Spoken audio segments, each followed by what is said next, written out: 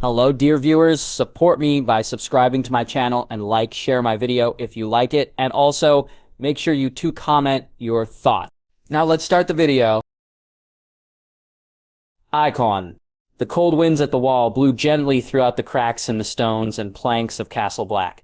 Never before has the castle been as vacant as it was after Lord Commander Mormont led the Rangers beyond the wall. When the day came that the horn was blown, signaling the return, there was much hope brought to the Rangers. But it died when only 2 of the 300 that left came back and brought the news of the Lord Commander's death. The mood had ever since been as cold as the ice of the wall. Maester Aemon sat in a chair next the hearth of his chambers, visualizing the flames and the heat. He himself had never possessed the invulnerability to fire, yet he found an alluring comfort to it that only those with the blood of the dragon could feel. Behind him, he heard the voice of one of his brothers of the Night's Watch. "You sent for me, Maester Aemon." "Gren, yes, come sit with me a moment." Gren obliged and sat in the chair opposite of the maesters.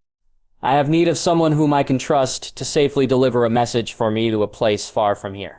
"And you want me to?" he asked with curiosity. "Indeed. But if you feel that you wish not to, I will respect your decision."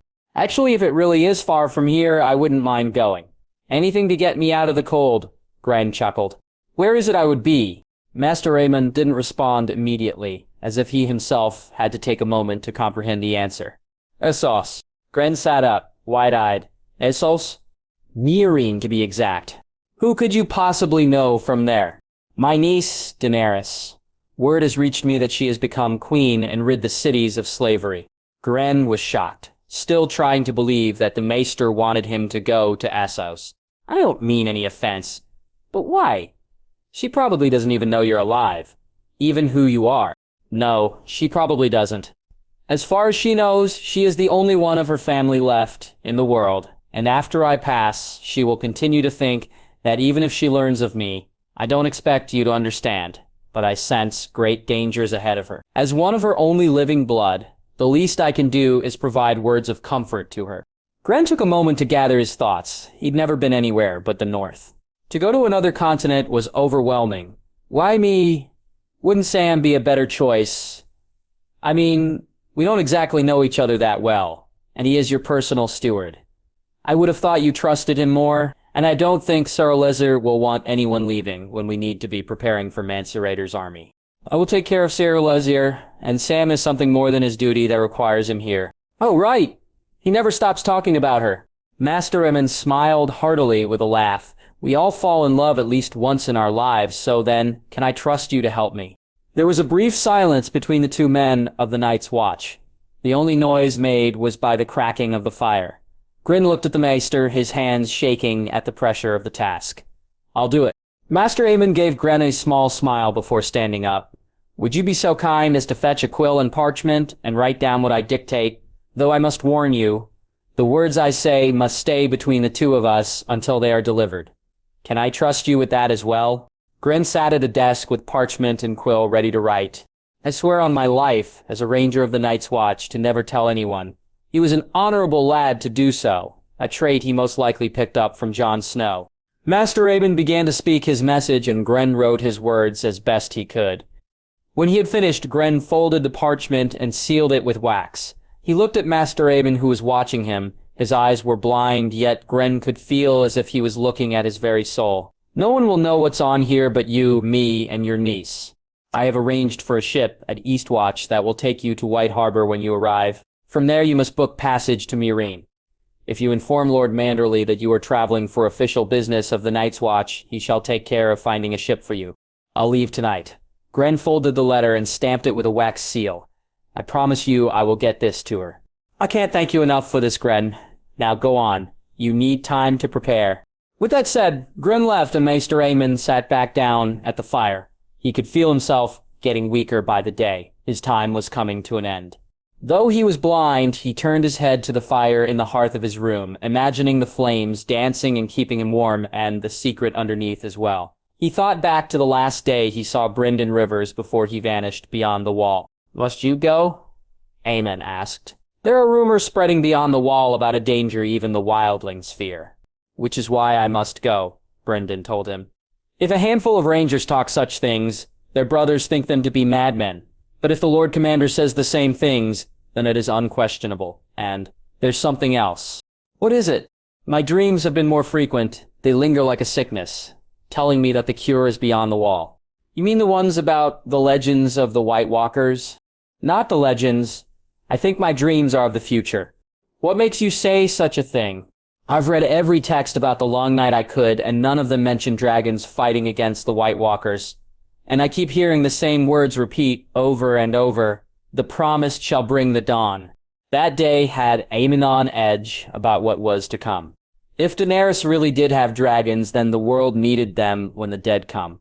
Aemon, the days that were filled with constant bickering among the brothers of the Watch. Rumors about the Lord Commander's sympathy for the Wildlings was turning brother against brother. Maester Aemon was not near any of it. However, his health was failing him and his strength waning from the world. But he found a bit of it when Samwell had come to him in the library with a report from Mereen. A report about Daenerys. And though Daenerys maintains her grip on Slaver's Bay, forces rise against her from within and without.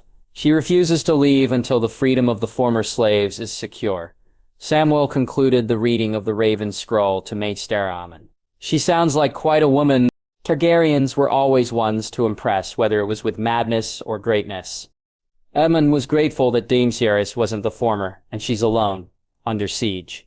No family to guide her or protect. Her last relation, thousands of miles away, useless and dying. Don't say that, Maester Aemon. Aemon always appreciated Sam's kindness. A Targaryen alone in the world is a terrible thing. Their conversation was stalled, when the sound of approaching footsteps against the wooden floor grew louder. Maester Aemon. Jon Snow said softly as he entered the room. Lord Commander, Aemon replied. Sam, I'd like to speak to the Maester alone. Sam immediately gathered his things and left Jon with Maester Aemon. Jon took the seat Sam was using and faced the Maester. How are you feeling? He asked as he removed his gloves. Oh, like a 100-year-old man slowly freezing to death, he replied with a chuckle.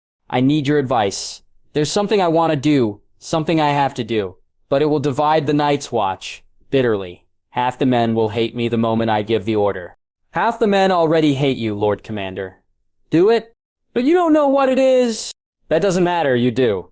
Maester Aemon placed his hand on Jon's face as a father would to his son to give him comfort, but also to feel the warmth that he had. You will find little joy in your command, but with luck you find the strength to do what needs to be done. Kill the boy, Jon Snow. Winter is almost upon us. Kill the boy, and let the man be born. Jon let the words sink into his mind before he felt the motivation from them. Kill the boy, let the man be born. Thank you, Maester Aemon. Jon stood up and made his way out of the library. Be sure to send Samwell back in, the Maester called out. Almost instantaneously, Sam had re-entered the library and took his seat by the Maester. Is everything all right? Sam asked with a tone of concern in his voice. For now, he stood up and held his arm out to Sam. Escort me to my chambers. There is something I need to retrieve. Sam did as he was told and guided Maester Aemon to his chambers. Maester Aemon sat in his chair next to the empty fire pit, shivering from the cold. Sam noticed this and went to retrieve some wood for a fire, but was stopped. Just a moment, Samwell. Sam looked at him, confused and curious. It was fairly cold and it would only get colder. Maester Aemon motioned toward the empty hearth. There is a secret underneath there. A secret I have kept hidden since before my time here at Castle Black. I want you to see it. Sam approached the fireplace and noticed that the main slab of stone in the floor of it was loose. He traced his fingers along the ends of a large stone slab in the center and found a place to grip it. He pulled as hard as he could, but found that his strength was probably as much as the Maester's. Eventually, he pulled the slab out of place and dragged it out of the fireplace. He looked at the space revealed and couldn't believe what he saw. Underneath the fireplace were two large stones covered in ash. Both of them had a matching scaled texture, but different in color. One was blue like the sky in the morning, and the other was as white as ghost. Are these what I think they are? He asked, looking wide-eyed at Maester Aemon. Bring them here, he said, holding his arms out. Sam brought them to Maester Aemon, who embraced them. His eyes closed as he took in the moments he had with them. Do you know what these are? I think so, but I just can't believe it. I never would have thought there to be dragon eggs in Castle Black. These eggs were given to me by Brynden Rivers before he joined the Watch. Since then, they have been under my care until they were ready for the one Brynden said was to have them. Who? Samwell asked with great curiosity. That answer shall be revealed soon. He opened his eyes and revealed a mix of joy and sadness in them. I can feel my time coming to its end, Sam. I've barely the strength to stand on my own now. Don't say that, Master. Sam, I have been on this earth for 100 years. I have not a clue of any other who has lived that long. I have lived through great wars that painted this country red with blood, but only as one to hear of them. And I cannot bear it. Aemon could feel the sadness from Sam when my time comes. Place these with me on my pyre. But until then, he held them out to Sam. Keep them safe. Sam took each of the eggs in his hands, still marveled at them.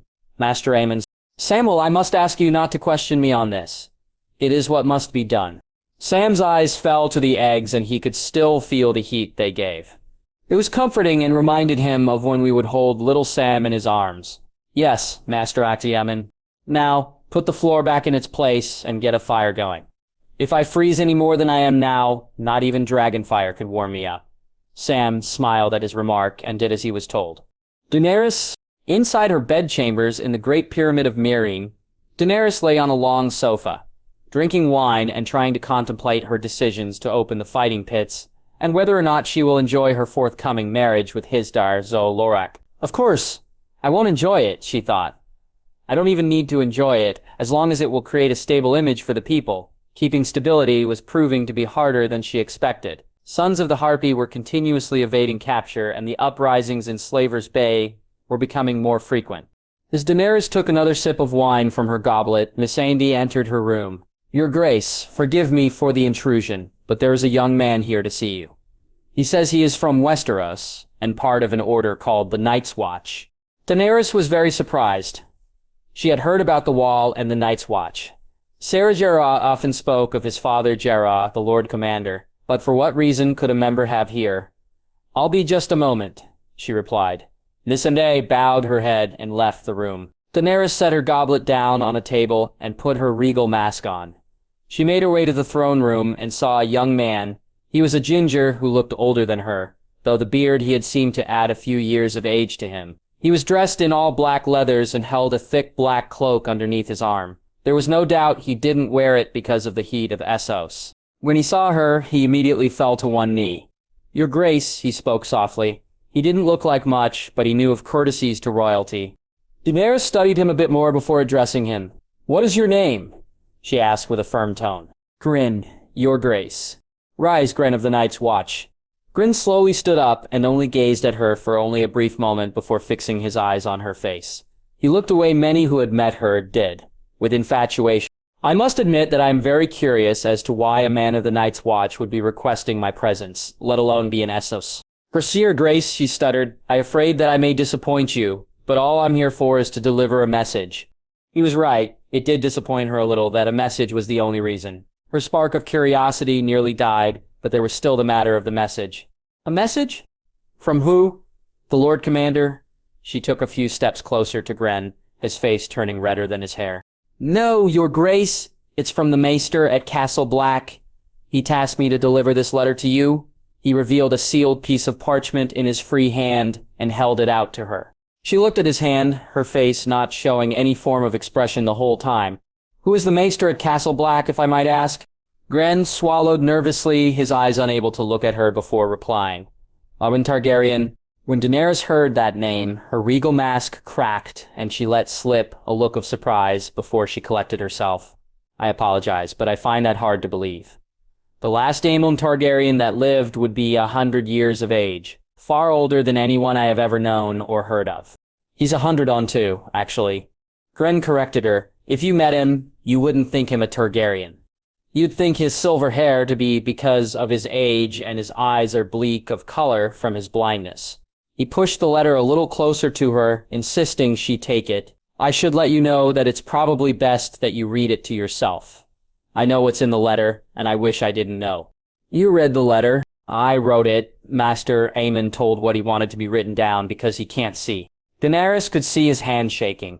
He looked afraid and at the same time determined. She didn't know if he was telling the truth or not. but she could feel that he wasn't lying. She reached out and took the letter from Grenn. When the parchment left his fingers, Grenn let out a large sigh. "Thank you for coming all this way for something so simple. You must be weary from your travels. May I offer you anything during your stay here?" "I'm afraid not. I arrived here yesterday morning, and I'll be leaving tonight. As much as I want to stay where I don't freeze, I have a duty to the realms of men." Daenerys felt a bit ashamed. This man had come all this way for so little a task. "If that is the case, is there anything I can offer you? I do not feel that such a task should go unrewarded or unpaid." Grenn's gaze was able to look back at her eyes. "With respect, Your Grace, this isn't anything I can really ask for. We don't have any sort of treasures or valuables at the Wall. The only thing we really value are the men who man the castles. There was just over 700 of us in the whole watch when I left Castle Black. But on my way here, word reached me that we lost 50 brothers in a battle with an army of wildlings. Where there was once 10,000 men of the Night's Watch, there was now less than 700. It was failing, and if things continued as they did, then there would be only empty castles along the Wall." This had given Daenerys an idea. She walked towards the steps to the throne and made her way up. "Even though I have abolished slavery in this city, there are many who still have no place to go, nowhere to call home." She reached the seat of the throne and turned back towards Gren. "If Lord Commander Mormont isn't too particular about where he gets his recruits, I can provide a great deal to you if you merely ask me to. Your Grace, Lord Commander Mormont is dead." He looked amazed that she even knew about him. This came as a surprise to Daenerys. "Does Jorah know?"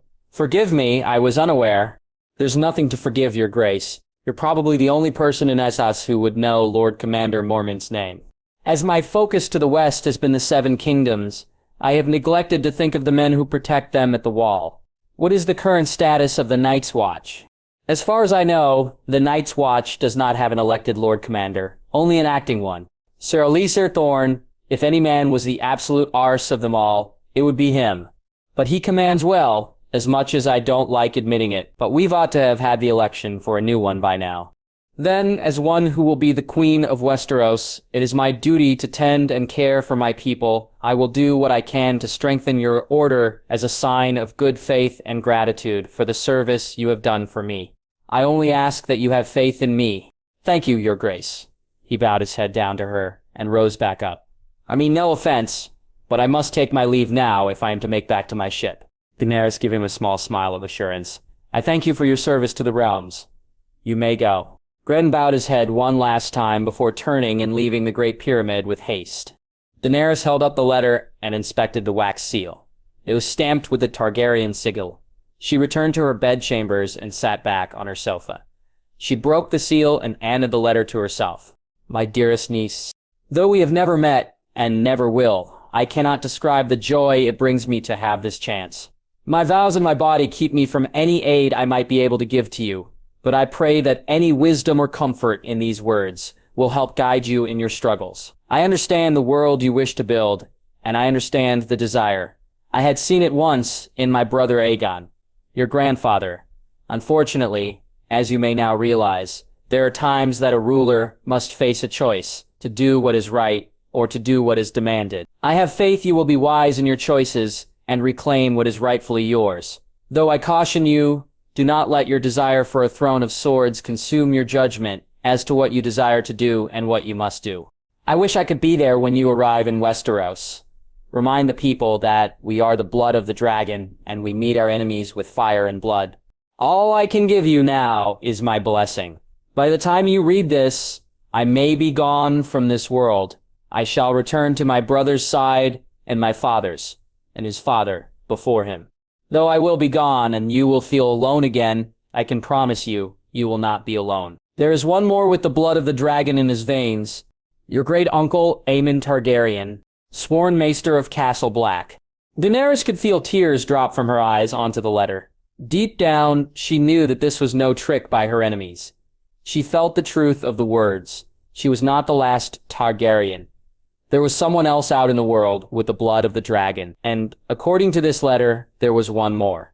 Missandei entered Daenerys' chamber and saw her state. "Your Grace," Daenerys wiped the tears from her face and looked at her friend. "Is everything all right?" Daenerys couldn't help but smile at her. Yes, in fact, things are wonderful. Sam, the majority of the brothers of the Night's Watch were inside the common room, eating their supper. At the officers' table, Sirad Ciro, Yandwake, and Bowen Marsh were conversing quietly amongst themselves when Samwell had entered the room. "Brothers," he called out. Everyone inside turned their attention to Sam, awaiting what he had to say.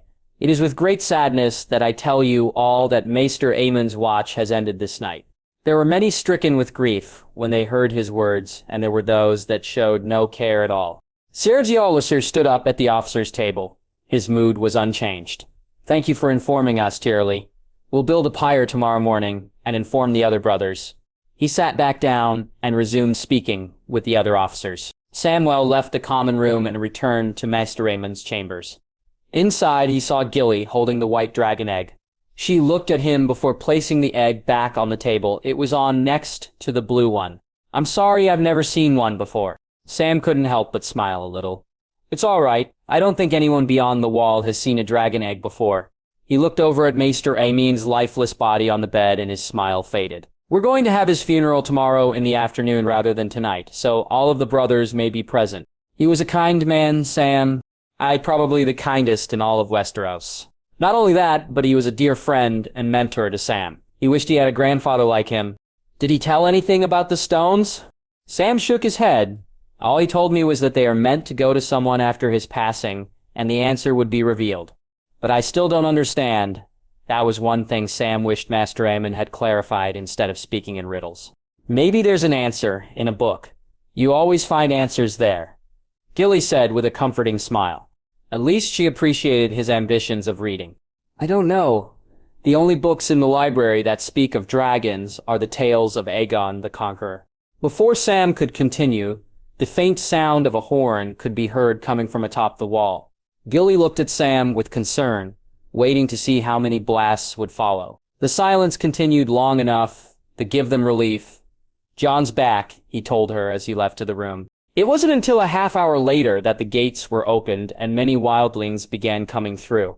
As soon as Sam spotted Jon, he walked over to him and they both embraced each other with a hug. Even though he was glad Jon was back, but Jon didn't look the same. He looked like he did when he was brooding. The news of Maester Aemon still kept Sam's spirits down. He stood next to Jon and looked at all the wildlings coming through. "It was a failure," Jon told him. "It wasn't," Sam insisted. "I went to save them. I failed." Sam looked at all the wildlings coming through and saw the distraught on their faces, more than the relief. "You didn't fail him," Sam said, pointing to a wildling that walked by. "Or him, or her. Every one of them is alive because of you, and no one else." Jon's gaze left the wildlings and focused on his brothers. "I don't think that fact is lost on them." Sam looked with Jon and could see the rage on many of the brothers of the Night's Watch. Their attention was turned to the tunnel as giants began to exit. At least 8 giants and 12 of their children came through, followed by a wildling riding a snow bear. Sam turned his attention back to Jon. "Maester Aemon passed away today." Jon turned his head to look at Sam. His jaw fell slightly open with disbelief. "We're going to have his funeral tomorrow afternoon." Jon's gaze fell to the ground before Cyrilizer stood next to him. "You have a good heart, Jon Snow, and it's going to get us all killed." He didn't even wait for Jon to respond when he made his way through the wildlings, shoving them aside as he joined his other brothers who shared his anger. "There's something you should see," Sam told Jon. "Something Maester Aemon showed me."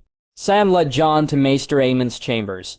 When they entered, it felt colder than usual, being empty of the man who had helped each of them so much as brothers of the Watch. Gilly was with little Sam in the corner, sitting down.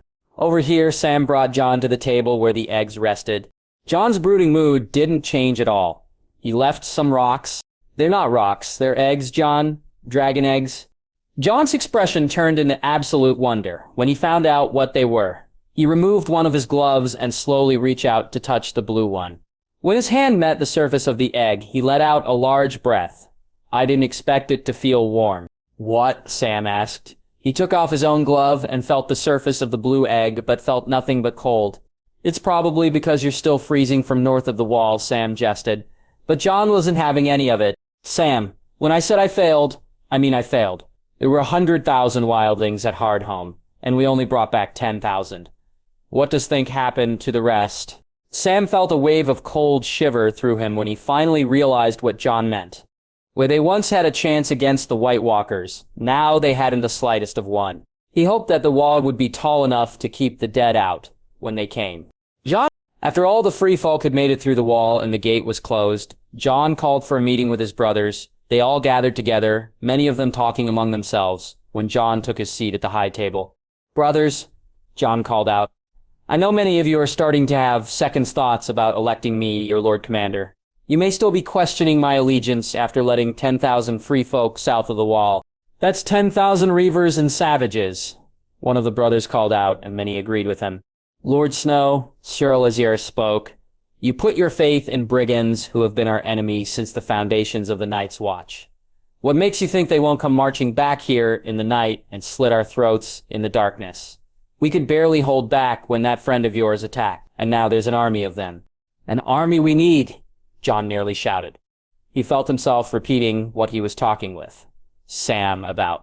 "We weren't the only ones who went to Hardhome. The Night King and his army came just after we did and added every man, woman, and child he didn't walk through the gate today to his army. An army far worse than Wildlings is coming. An army we can't defeat by ourselves." There was silence, the brothers. They needed time to accept that they were the ones who stood by while Wildlings were let south. "Tomorrow, we begin discussing the defense against the dead. Back to your duties." Jon immediately retired for the rest of the day. He was too exhausted to focus on anything else.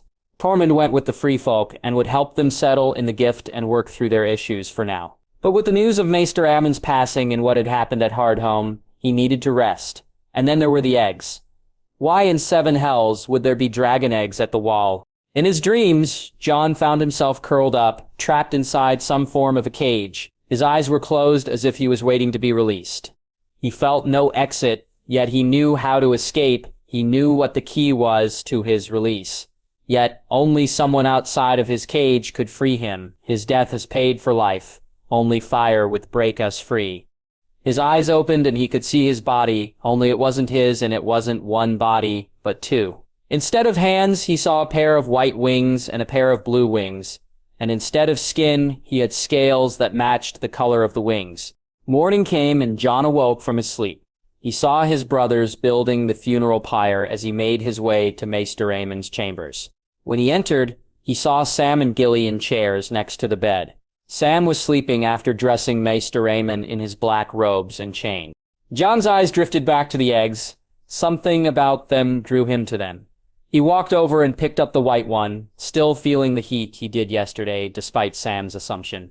Even though Sam had said they were eggs, they looked and felt like solid stone, although Jon had never seen a dragon egg before, and couldn't think of what these looked like when they were first laid. Maybe they looked smoother on the surface, or had a shine to them. He set the egg down when Sam started to wake up. "Jon, shouldn't you be sleeping?" "It's already morning, Sam," Jon informed with half a smile. Snow fell lightly in the training yard. Jon stood next to Sam and Ed at the head of Maester Aemon's pyre. Brothers of the Watch and even some elderly Wildlings who knew him were present. Each side had their hate for the other, but there was also respect for those who deserved it. Jon held a torch while Sam spoke the eulogy to everyone around.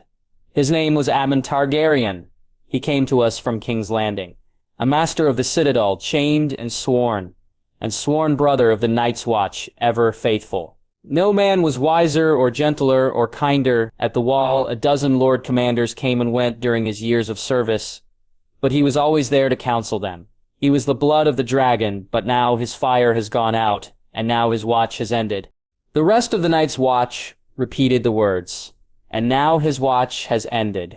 Before the fire was lit, Sam approached the pyre and placed the eggs next to Maester Aemon's head. When he backed away, Jon lowered the torch and ignited the pyre, then passed the torch to Sam, who did the same. After Sir Lazier had passed the torch, he leaned over to Sam's head.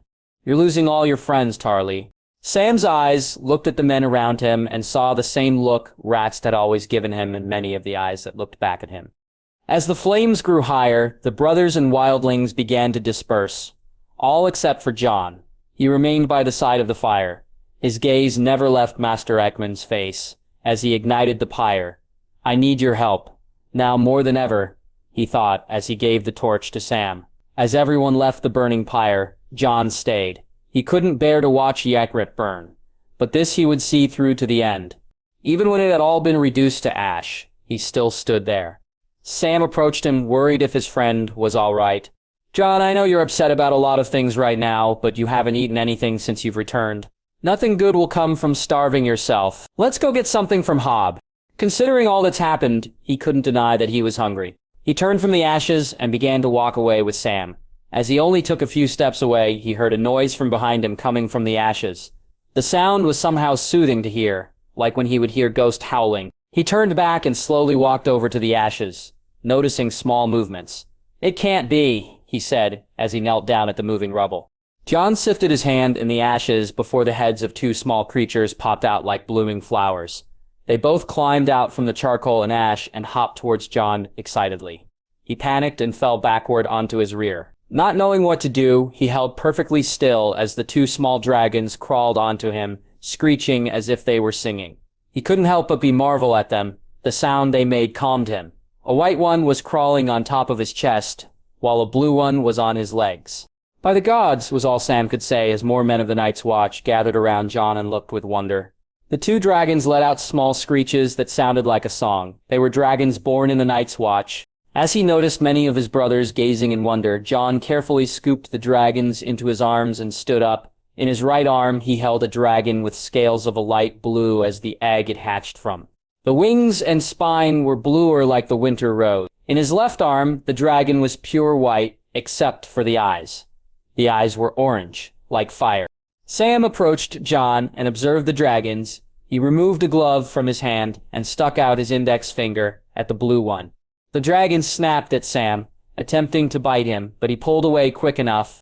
Jon was speechless, with not a single idea about what to do. Ghost slowly approached him and sniffed at the dragons. They screeched at him before the white one jumped out of Jon's arm and onto Ghost's head. The direwolf didn't seem to react at all. He even looked content with the dragon as it rested on his back. Jon looked down at the dragon in his arm and saw it staring back at him. Its eyes were golden and filled with wonder. "Jon," Sam said, "Maester Aemon said the eggs would go to someone after he was gone. He said the answer would be revealed after his burning. I think they're yours now." Jon looked at Sam with disbelief, like he didn't want them. He had too many responsibilities as it is. Protecting the free folk, managing the brothers of the Night's Watch, requesting reinforcements from lords, and now we had to raise dragons. "No." Sam looked at him confused. "What do you mean, no?" "I mean, no, I won't do it. I'm not a Targaryen. I'm a Snow. I'm Lord Commander of the Night's Watch, not a Dragon Lord." "But Jon, Maester Aemon must have known this would happen. The dragons have chosen you, and they'll die if they're not cared for." Jon nodded once. "You're right, so they won't be staying here." "But where will they go? Where the only other dragons in the world are?" Sam looked down to Ghost and the white dragon. "But Jon, Maester Aemon is dead!" Jon's voice scared the blue dragon out of his arms, and it crawled next to Ghost. Jon was still trying to believe that two dragons have just hatched back into the world. If the rumors about Daenerys Targaryen were true, then there were now 5 living dragons in the world. He managed to leave 2 dragons behind without telling anyone why or what to do. "What do you expect me to—" Jon was cut off by the sound of a horn at the gate. It was a single blast, which meant it wasn't any of the free folk. Could it be Stannis? Jon thought as the gates opened. A lone rider came through. Gren. He dismounted his horse and approached Jon. He was about to offer a hug, but stopped in his tracks when he saw the 2 dragons with Ghost. "Where in 7 hells have you been? I was told you went on an errand. I didn't expect it to take a few months." "Maester Aemon sent me Essos," Gren informed while in awe of the dragons. "What happened while I was gone? I heard that you were elected Lord Commander, and you let the Wildlings through the wall." "I did." Mereen looked at him with disbelief, confusion, and a bit of anger. "Where's Maester Aemon?" Jon looked down to the groan and gestured at the remains of the pyre. "His watch has ended." Gren looked back at Jon and then at Ghost and saw the other dragons sitting on Ghost's back. "When in 7 hells were there dragon here?" Jon. It had been a month since the hatching of the dragons, and already they had grown to more than twice their size. Some of the free folk who witnessed what happened were bringing the story back to the others that came with them. That would either make the rest of them even more uneasy than they already were about their new lives. The brothers, on the other hand, were afraid of Jon. They feared that if they challenged him, then they would have to be subject to the dragons. It seemed strange for them to act that way, when the dragons were only hatchlings and couldn't so much as puff smoke, let alone make a spark. Dragons would certainly change things, and word would soon spread throughout the north about them, and once the crown found out, gods know how they would react. To that from happening, Jon ordered no word of the dragons to leave the castle. And yet, in all that time, Jon neglected to name them. The matter of such was constantly brought up by Sam and Ed. Sam, however, found a few additional books that Maester had kept in his personal collection of books hidden away in a trunk. One of them was an account of the tragedy at Summerhall, and the other was some text written in High Valyrian. The latter had handwritten notes and even a few translation keys throughout its pages, most likely made by Maester Aemon. Jon had only read through a few pages of the texts after Sam had gone through them and added his own notes. It was the least his friend could do before journeying to the Citadel and become a Maester. He searched for any clues that could help him understand what he had to do. He didn't want the dragons, but he wouldn't let such creatures of legend die out from the world. Unfortunately, the only information he learned was a few words in High Valyrian pertaining to dragons and an example of how not to hatch dragon eggs. Sam and Ed joined Jon in his office as he was going over documents sent from the Shadow Tower and East Watch by the Sea. Dennis Mallister was informing his Lord Commander that there were some of the free folk asking to be let through the wall, and Cotter Pike wrote that there were Essos people arriving at the castle. "I'm not naming them. They are not my dragons," Jon exclaimed. He leaned back in his chair with a hand over his eyes. He was exhausted from all of his work. While he wanted no business with the dragons, he had no choice but to see to their care. He kept them in his office most of the time. Right now, the white one was hiding under Jon's desk while the blue one was sleeping with Ghost. "And yet," Ed began, "they seem to like you more than us." Sam had cut in between them. "Maybe it's because you're the first one they saw." Jon looked at him confused and awaiting Sam's theory. For some animals, when they are born, they imprint on the first creature they see who they think is their parent. In this case, the girls seem to have chosen you as their father. Sam had a fixed smirk on his face the whole time he was talking. "Girls?" Ed asked. "How do you know they're girls?" Sam had blushed slightly before he gave his answer. "I've been around them long enough that they let me get close now. So this morning I checked between their legs and looked at what was there, or rather wasn't." Ed's brow was raised high. Surprised Sam did that kind of observation. And yet the one who laughed was Jon. Ever since his return from beyond the wall, he was brooding fairly often. The white dragon crawled out from under Jon's desk and climbed on top of it. It made a growl that sounded more like a cat's purr, as if demanding him to pet her. Jon placed his hand under her chin and began to slowly scratch it. Jon locked eyes with the little white dragon. The fiery color was one that he had known and loved once before. He could almost hear Ryorchik's words as if she were with him now. "You know nothing, Jon Snow." It was at this moment he reached his breaking point. "Ygritte," he whispered. "What?" Sam asked. "Her name will be Ygritte. Her eyes are the same color as Ygritte's hair." "And the other one?"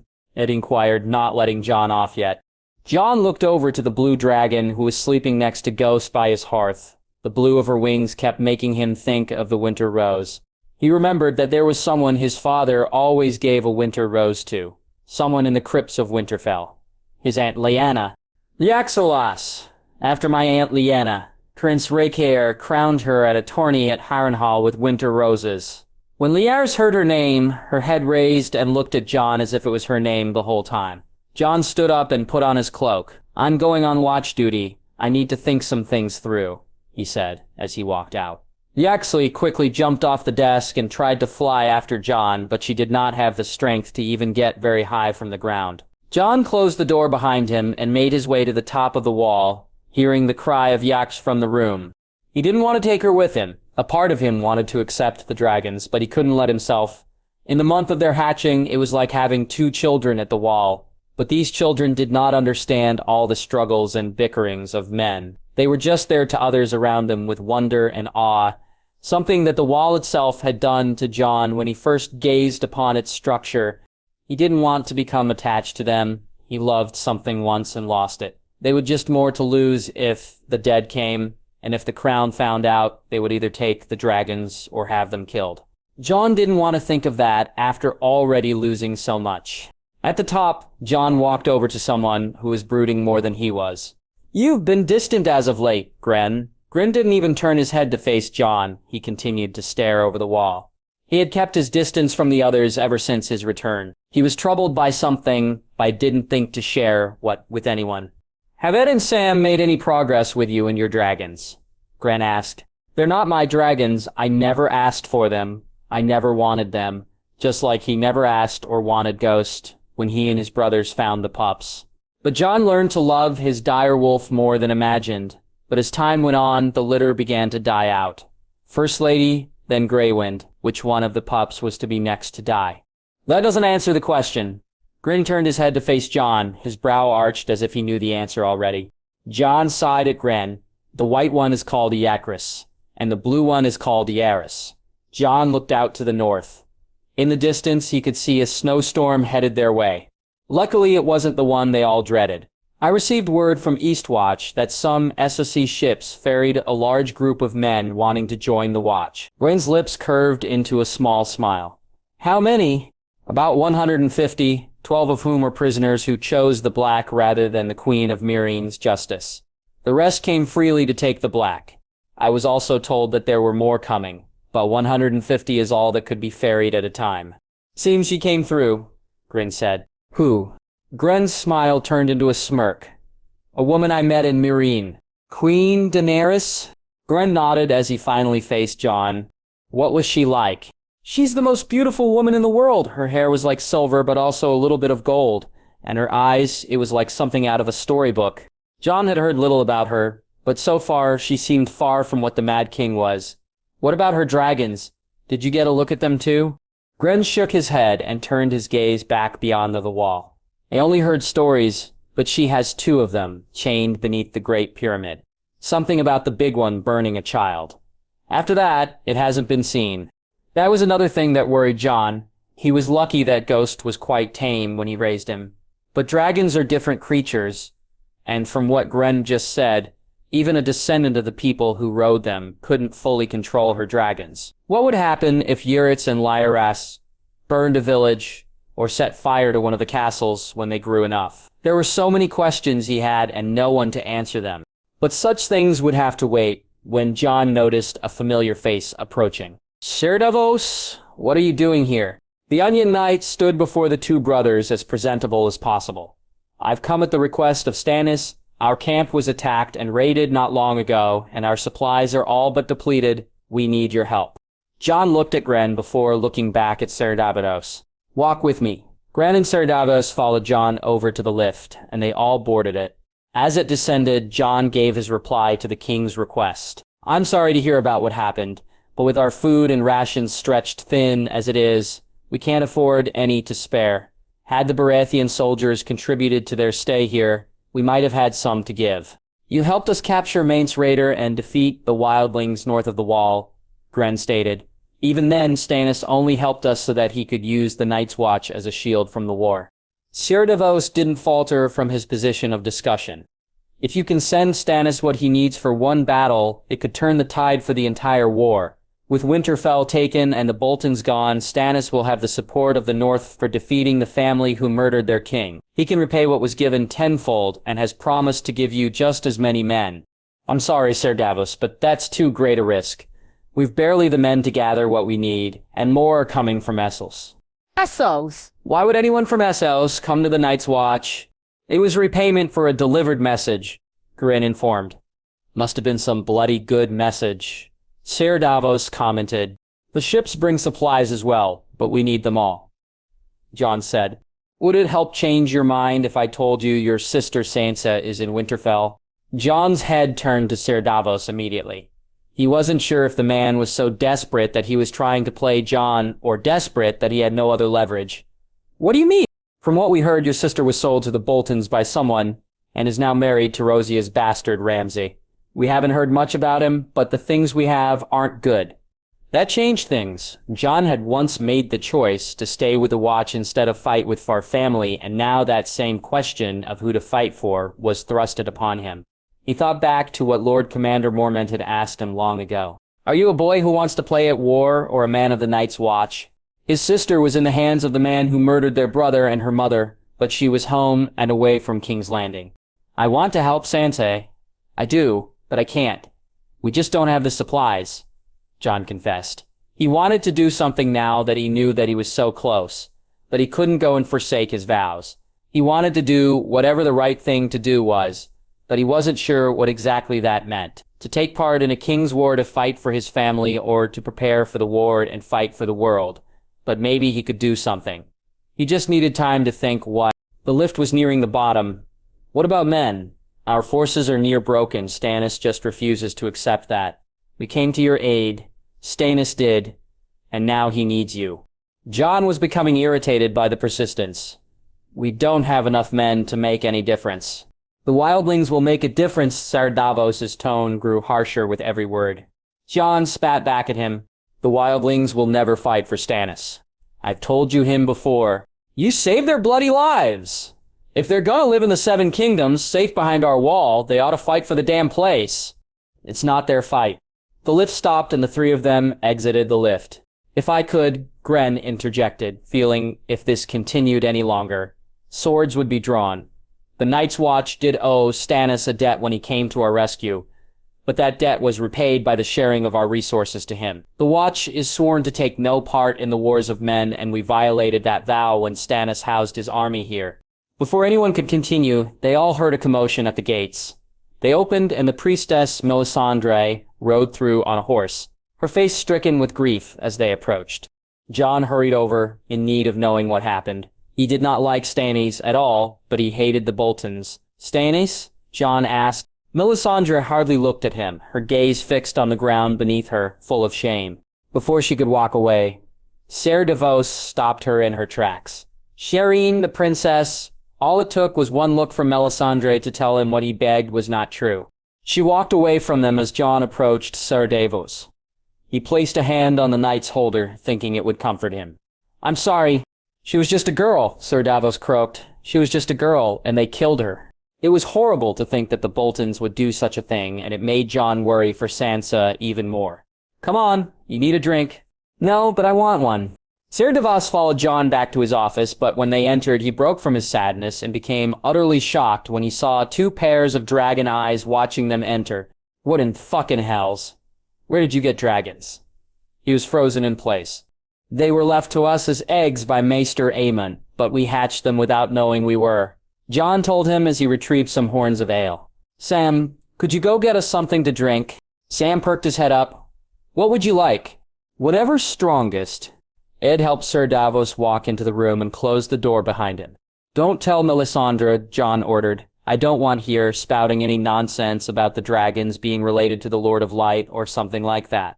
The way she looked, I don't think she would even care, Ser Davos said. The sun was almost setting, and the torches of Castle Black were being lit. Ser Davos and Melisandre were given their old rooms until they could decide where to go. Melisandre had been shutting herself in, not accepting any food or drink. Sam and Gilly were settled in their wagon ready to leave for Oldtown. Jon, Ed, and Gren each stood next to the seat on Sam's side. You know at the Citadel they'll make you swear off women, right? Jon reminded Sam. They can bloody well try. Sam's words left his mouth without him even thinking. Next to him, Gilly turned a light shade of red at his comment. Sam, Jon said, undeniably proud of his brother. What? Sam had an innocent yet cocky look about him. The look of a man who knew where to put it. Sam! Jon and Sam both laughed shortly before embracing their arms. Ed stepped up as it was his turn to say farewell. Next time we see you, you'll have one of those fancy chains. And if they raid half as good as you, your chain better be unlifeable. Ed embraced Sam's arm and then let Gren take his turn. Well, Sam, if you ever get tired of reading about White Walkers, try looking into dragons. Gren shook hands with Sam and at the same time slipped a note to him. Sam eyed him curiously, but said nothing.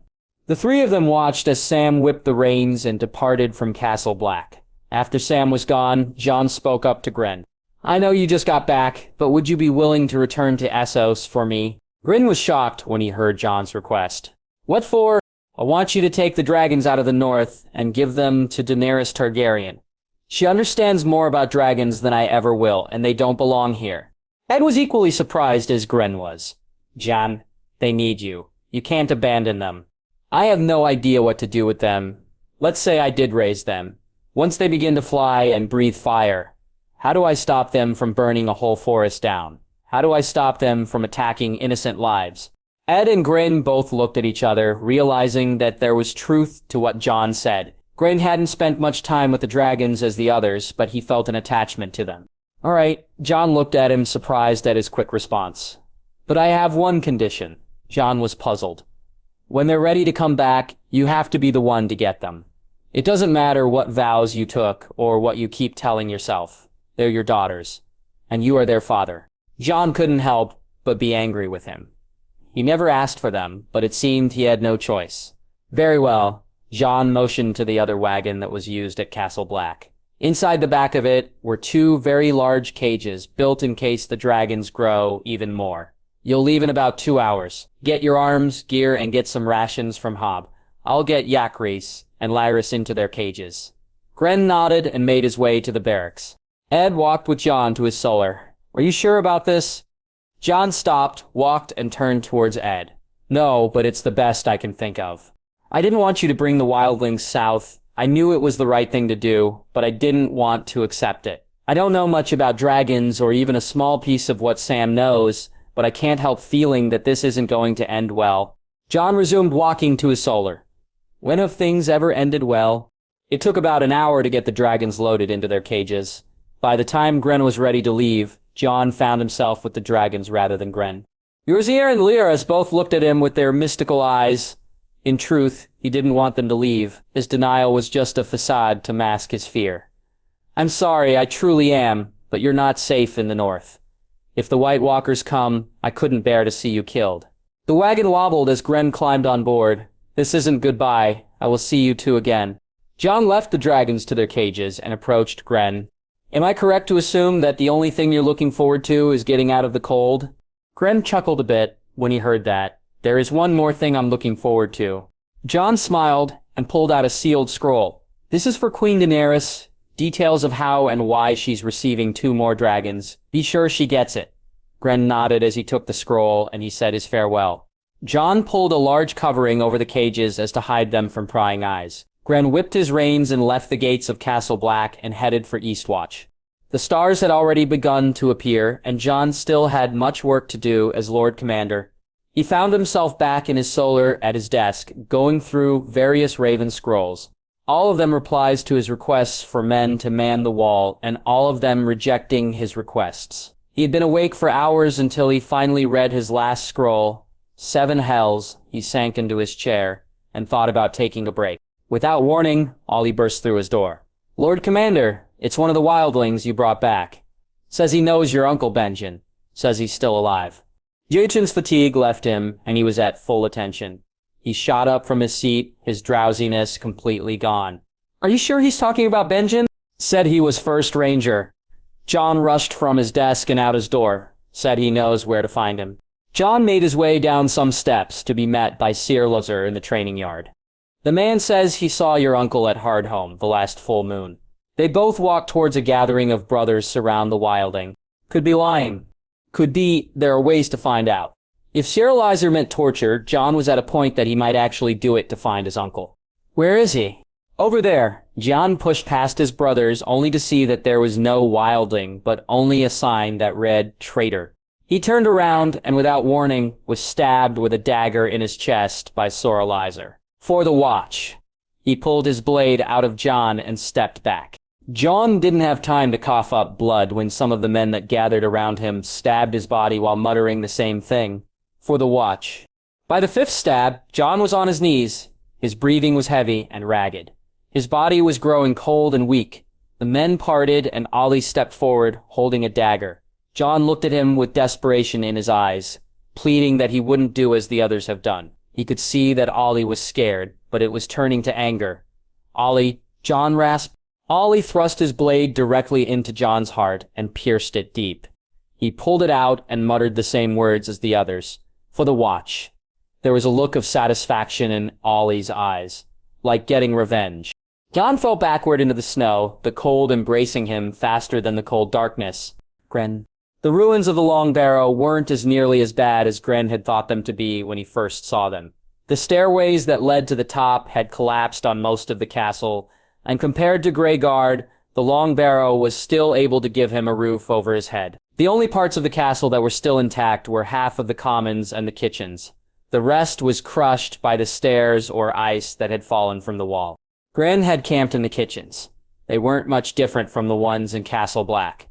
The room was large enough for him to bring the dragons in and let them move about without getting away. He sat back in a makeshift bed he made with his rucksack and a still intact table and ate his dinner provisions as he watched Yacarus and Lyris hopping from rubble to rubble. They were trying to fly, but all they could do was glide. Lyris came close to flying. She managed to hove in the air before falling to the ground. Rin tore at a piece of cooked rabbit and tossed it at Yacarus and Lyris. The two of them fought over the meat, ripping it to pieces before there was none left. The two of them minded Gren of some dogs that were on the farm he used to live on. They looked nice, but had a terrible bite when they got angry. The dragons were bigger than cats now, and it was incredible at how fast they gray. I wonder how big they'll be when we reach Mereen. They'd probably be as big as Ghost. Gren began to think how the Dragon Queen would react when she would see them. Maybe amazed that there are two more, but maybe not since she's already got three of them. He thought back on when he first saw them. He didn't know history very well, but he knew that the only house that had dragons in the past were the Targaryens. It made him wonder how Jon could have been the one the dragons chose to go to. Maybe with Maester Aemon dead, they had to get the next best thing. Or maybe there was more to Jon than Jon himself knew. Everyone knew who his father was, but no one, not even Jon, knew his mother. Maybe she was long-lost descendant of the Targaryens. First light had come sooner than Gren had hoped when he woke up. The dragons were still asleep, which made it easier to load them back into their cages. They slept through being picked up and set back down. It was nice not to get nips at the fingers for once. Gren departed from the Long Barrow before sunrise. He took one last look at the castle as he was nearly a mile away. He wished the stairs had not collapsed. Otherwise, he could have explored the so-called frozen lights in the wall. The Long Barrow was the only castle to carve rooms inside the upper foundations of the wall. It was rumored that on the night of a full moon, the ice would light up like the fabled lights in the lands of always winter.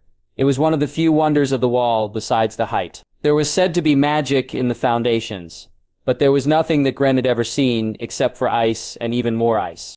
The day had been very warm, even with a light layer of snow that covered the hills all around. It made the road a mix of slush and mud, but it was worth it to feel to the sun's warm light. It was a change of feeling from the feelings of gloom that came from being so close to the wall. The only things that seemed to pass the time were the songs the dragons seemed to make as they screeched. It was entrancing to hear. They weren't like the sounds other beasts made. It was like there was magic coming from them. Gren was no singer like Pipe was, but he managed to put together a small tune from what he heard. Though the winds of winter blow, they will never scare the crow. For when the king comes striking down, our steel will break his crown, and then the skies will fill with light. Our brothers have won the fight. Gren was still working on the next verse, trying to think of something along the lines of what the Red Woman used to say before she returned to Castle Black. For the night is dark and full of terrors. Errors. Cares. What else rhymes with terrors? Cares. Lepers. Gah, no, that won't do the song any justice. Not by a long shot. He was stuck on this for the next few hours before giving up on it entirely. He tried thinking of something along the lines of glory or honor. Green's thoughts were interrupted by a loud bang coming from behind him. He shot his head round and saw that Yaxley had tried to break out of her cage by slamming into it. For small creatures, they had strength. That's enough of that. Just a few more weeks, and then you won't have to see those cages ever again. In a few weeks, they wouldn't even fit in the cages, but he threw the thoughts away when he realized he was talking to a dragon, although he didn't feel embarrassed about it. Who else was there to talk to? Dusk had come, and he still hadn't come up with anything for the next verse. Maybe I should put something in the middle of what I've already come up with, he thought. The air was getting colder as the sun got lower, and Gren was too far from Greengard to arrive before it became too cold to travel, but the torches was only a few miles behind him. He turned the wagon around, and within the hour he was back at the torch. The castle was one of the few abandoned that was still intact, and could be stationed at any time. The Night's Watch only lacked the men to do so, but if more kept coming from Essos as they did, then there might be more than just this castle manned once again. The castle itself was similar to Castle Black, but only a single courtyard instead of two. Standing opposite to each other on the east and west side of the castle were two towers. They rose to nearly half the height of the wall. Atop each tower was a great beacon, the likes of which were not found anywhere else in the world. They were so powerful that the light they shone when lit could be seen all the way from Woodswatch by the pool to Eastwatch by the sea. Though it must have been 1,000 years or more since they've been lit, no one would probably understand it if they were. As Grenn got closer to the castle, he was surprised by a screecher owl that flew in front of him and attacked his face. He swatted at it, trying to get it to leave him alone. It screeched as it continued to attack him, but Grenn finally slapped it away, and it flew out of sight. What was with that damn bird? The owl had left small cuts on his face, but nothing that would scar. The dragons began to fuss in their cages. They must have heard the owl and wanted to chase after it. There was more banging against the cages now. The gates to the castle were torn down, open to anyone and anything. Grenn had parked his wagon in the stables but left the horse strapped. He had a bad feeling about this place. He hopped off the wagon and drew his sword. His eyes scanned the castle, checking for any signs of movement, light, or occupancy. He climbed the stairs to the ramparts and checked each of the rooms as quietly as possible. Everything within was stripped clean. As far as Grenn knew, the castle was abandoned about 400 years ago. All came here snooping after that, took everything but the damn castle itself. Even some of the floorboards were torn out. On the outside, the castle was formidable, but on the inside, it was embarrassing. There was nothing here but empty rooms and stone walls. When he was about to check the western tower, he was startled by the sound of the owl, screeching on the front gates. Sevens hells. Grenn had enough of this damn owl. He ran towards it, ready to kill that wretched creature. He'd never eaten owl before, but he was always welcome to try new foods. Just before he got close, it flew away. He watched from the ramparts as it flew south to the hills. But his eyes found something else when he looked over. Grenn could see at least a dozen shapes moving towards the castle. From this distance, he could tell that they were men, but they weren't Wildlings nor Night's Watch. He also noticed that they were carrying weapons. Grenn sheathed his sword and ran as fast as he could to his wagon. He jumped on and whipped the reins. Two of the men had just reached the gate when the wagon charged out of the torches. One of the men was trampled by a horse, and the wagon, his bones crunched as he was driven over. The rest approaching the castle moved out of the way and chased after him. The dragons began to screech out and banged against their cages. If they were scared, they were right to be. Before Grenn was even 100 yards away from the torches, an arrow struck his left shoulder from behind. He cried out as he fell off the wagon and into the snow. The shaft snapped, and the arrowhead dug deeper into his muscle. Grenn got to his feet as fast he could and watched as the wagon kept riding east. Before he could even attempt to pursue it, 3 of the men had caught up to him. Now that they were closer, he could see who they were. Their clothes and gear varied from poor quality to castle-forged steel. They were raiders and pillagers. Grenn drew his sword and faced a raider that swung a large axe at him. He ducked under it and impaled the man that swung it. The other 2 both attacked at the same time with swords.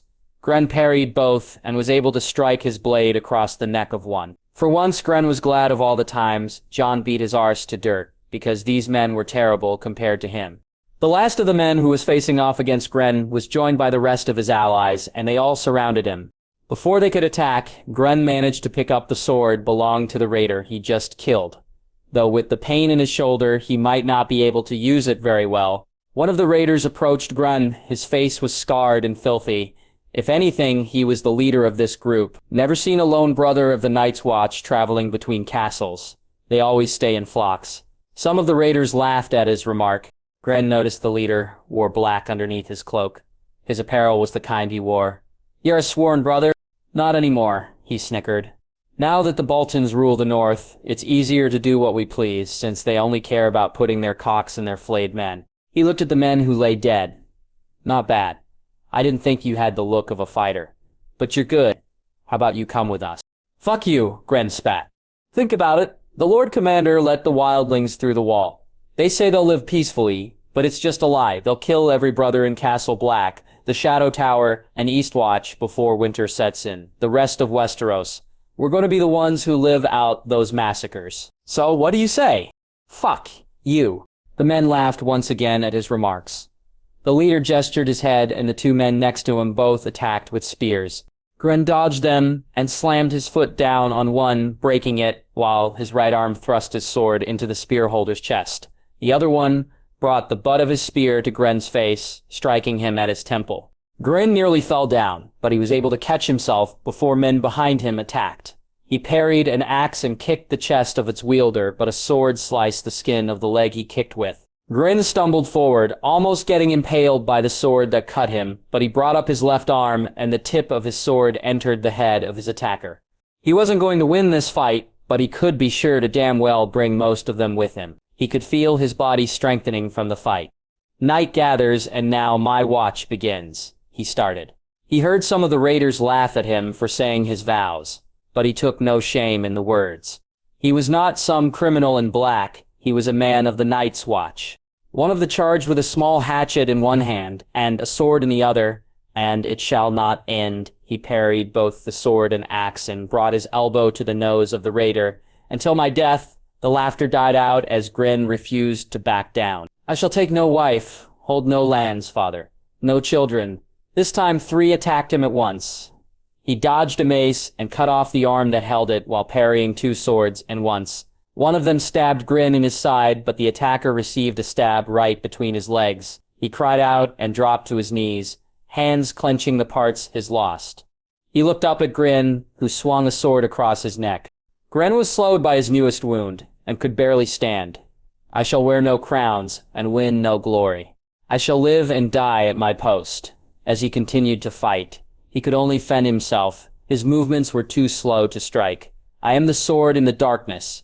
I am the watcher on the walls. The leader finally approached Gren to fight him himself. He wielded 2 short swords and immediately swung his blades at Gren. I am the shield that guards the realms of men. I pledge my life and honor to the Night's Watch. Gren's left leg was impaled and he was slashed across his chest. But he didn't scream. From behind, a sword impaled him in his lower chest. He dropped his swords and fell over to the snow. His breath short and desperate. He could feel himself becoming cold, not like anything he knew. The leader stood above Gren, now holding a large axe in his hands. Above him in the sky, he could see the owl that attacked him flying in the light of the moon, for this night and all nights to come. His words were barely more than whispers. Before the leader could raise his axe, an arrow found its way into his head. As he fell to the ground, the yells of wildlings could be heard charging towards them.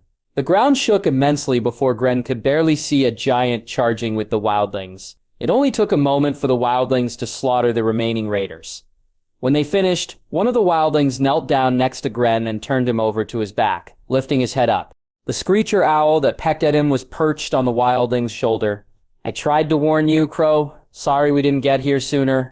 A pair of wildlings approached the others that surrounded Gren's body. Another one followed behind them, driving that wagon that nearly escaped. The wildling with the owl stood up and approached them.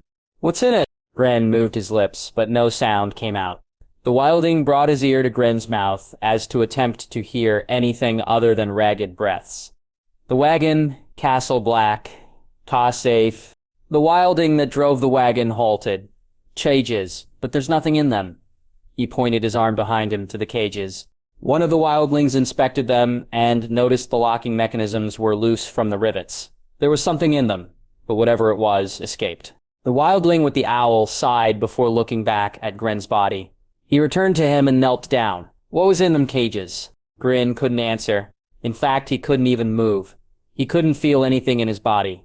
He only heard what the wildlings were saying. We'll take them both to Castle Black. The giant that accompanied them carefully picked up Gren's body and cradled him in one arm. They all began the journey to Castle Black. Gren's breathing stopped after that. The light of his eyes had faded away. He was gone. Sir Davos. The defeat of Cyrosser and the other traitors brought great relief to him. But the feeling was outweighed by the distraught of the death of Jon Snow. He stood next to Jon's body as Ed returned with the red-haired wildling named Tormund. He saw Jon on the table, his clothes still stained with his blood. Took a lot of knives, Tormund said quietly. Are his dragons safe? You heard about them? Davos asked. I heard rumors, then this one told us more when he found us. Tormund pointed to Ed. Jon sent them with Grenn to be half the world away from here. Least, until they're bigger, good, we'll need their fire when the dead come. He turned back to Jon's bodies, taking one last look. I'll have my men get the wood for a fire, bodies to burn. He walked out of the room, leaving Ed within the room with Davos. Ed turned to leave the room. You should get some rest. Ser Davos shook his head. If everything you've all been saying about White Walkers and an army of the dead were true, then he was the last hope. Ed stopped, turning back to him. His brothers and little sister are dead. Sansa's married to Rosie's bastard. The last heir to one of the greatest houses of Westeros, gone, all because he did the right thing. Hard to rest after things like this happen. Ed looked to the ground, ashamed. They still had the allegiance of the Wildlings, but without the North, at least, it wouldn't mean much against the numbers that were coming. Then let's make sure what he died for doesn't fall apart. The cold cells served their purpose well in the night. The ice and steel had not a shred of warmth anywhere. The cloaks of the traitors were confiscated, as were their boots. Bowen Marsh and Othel Yarwick had begun calling out for mercy after only a couple of hours. Their voices echoed throughout the castle, but no one cared to listen. Ollie hadn't muttered a single word. He only shivered alone in his little space. Never before has one so young had to be confined in the cells. Cersei was the only one whose pride was overpowering the cold. He shivered alone in the corner of his cell, but he scowled the entire time, not breaking. He was strong-willed. Davos joined Ed and Tormund to visit in the middle of the night. The mutineers were to be executed. That was absolute, but the others wanted to know why they did what they did when they know of the bigger problems north of the wall. Have a nice night?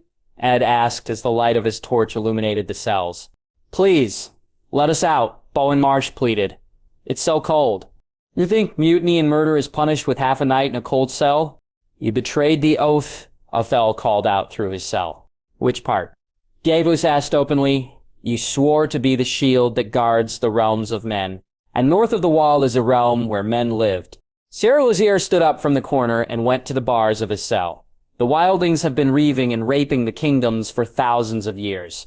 A man so far south of the wall would never understand the atrocities these savages commit.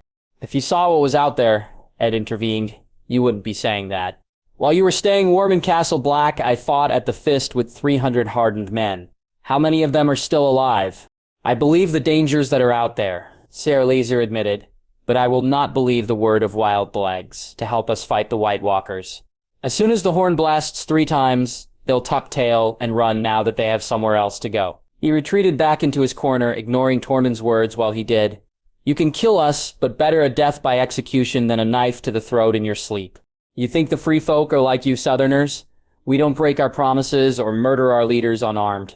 Tormund pressed his face to the cell bars, getting as close to Olisir as he could. You best hope you die soon, because I'm going to kill you if they don't. You're a liar, Ollie finally spoke. You butchered my family and everyone I knew.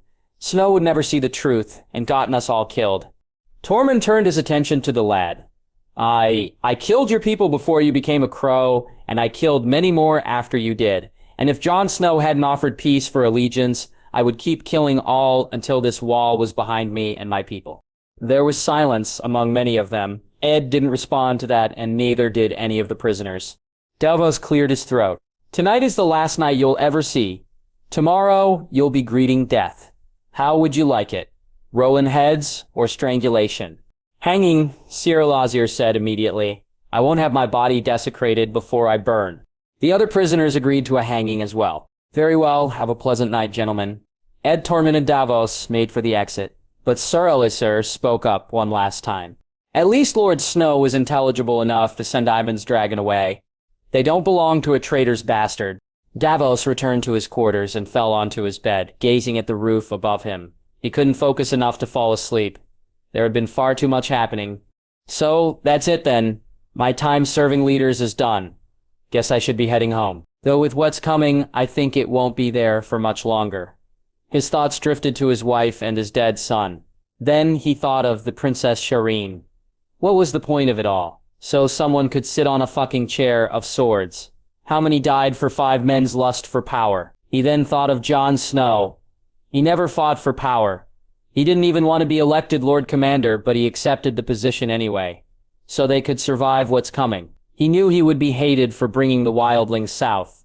Probably knew he would get killed for it, yet he did it anyway, because it was the right thing to do. He couldn't help but laugh at that thought. That's the kind of man I could call king, and no, he's dead. If there really are gods, they're cruel. Sir Davos had a sudden epiphany. The first time he was in Castle Black, he heard some men talking about a group called the Brotherhood, without banners. They followed the Red God and were led by a man more to have died many times. But a red priest brought him back each time. Stannis got up from his bed and immediately left his room. He found himself at the door to Melisandre's solar. I always told Stannis not to listen to her, and yet here I am, about to put my faith in her. Sir Davos knocked on the door and heard a soft voice speak. "Come in." He entered slowly and saw Melisandre sitting by the fire, staring into it. "Sorry, my lady. Didn't mean to interrupt." You interrupt nothing. He noticed that she was wrapped in a fur. She'd never needed furs before. She said she always had the Lord's fire in her. "I assume you know why I am here." She always had an arrogant divination about such things, and usually they were right. "I will after you tell me." All the faith she once had was gone from her. There was nothing left but a woman betrayed by her god. "It's about the Lord Commander." "The former Lord Commander," Melisandre corrected. "Does he have to be?" Melisandre looked up at him from the flames. She didn't show it, but he could tell that she was miserable inside. "What are you asking?" He hesitated a moment before responding. "Did you hear of the rumors? About the dragons that hatched?" "I did. Jon Snow hid them from me, and was right to. I might have tried to convince Stannis they were meant for him if he were victorious. God or no god, I wish I could have seen them born. From what I was told, the eggs were petrified into stone, and yet they hatched anyway. If that's not magic, then what was it?" "What do you want, Seret? Do you know of any magic that could help him? Bring him back?" Her eyes went back to staring into the flames. "If you want to help him, leave him be." No, Davos wasn't going to let her give up so easily, especially after her years of persistence that did not yield to anyone. "Can it be done?" She sighed out and shook her head at the flames. "There are some with this power. How? I don't know. Have you seen it done? I met a man who came back from the dead, but the priest who did it shouldn't have been possible. So it was true after all. But it was. It could be now." "Not for me." She stood from her chair and walked away from him. "Not for you. I saw you drink poison that should have killed you. I saw you give birth to a demon, and now dragons have hatched from stone. It seems to me that all the magic is where you tend to be. Everything I believed, the great victory I saw in the flames, all of it was a lie." Her voice was starting to break as she continued on. "You were right all along. The Lord never spoke to me. Fuck him then. Fuck all of them.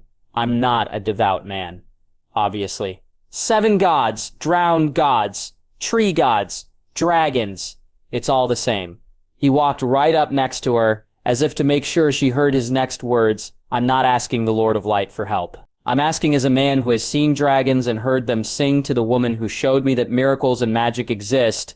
She looked at him, still in denial of herself. "I've never had this gift. Have you ever tried?" She looked away, pondering that maybe she could. How could she know if she never tried to before? "Bring me to him." Sir Davos was joined by Ed and Tormund. They assisted Melisandre in stripping Jon to nothing except for a cloth over his nethers.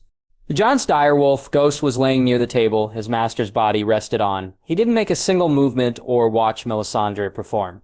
Davos watched her clean the blood from Jon's naked body. All the while she did, Melisandre was muttering a prayer in High Valyrian. "Zagos anoso jahik. Kabon Axiat, Ep1, Segis Hin Sinduro Gemagon."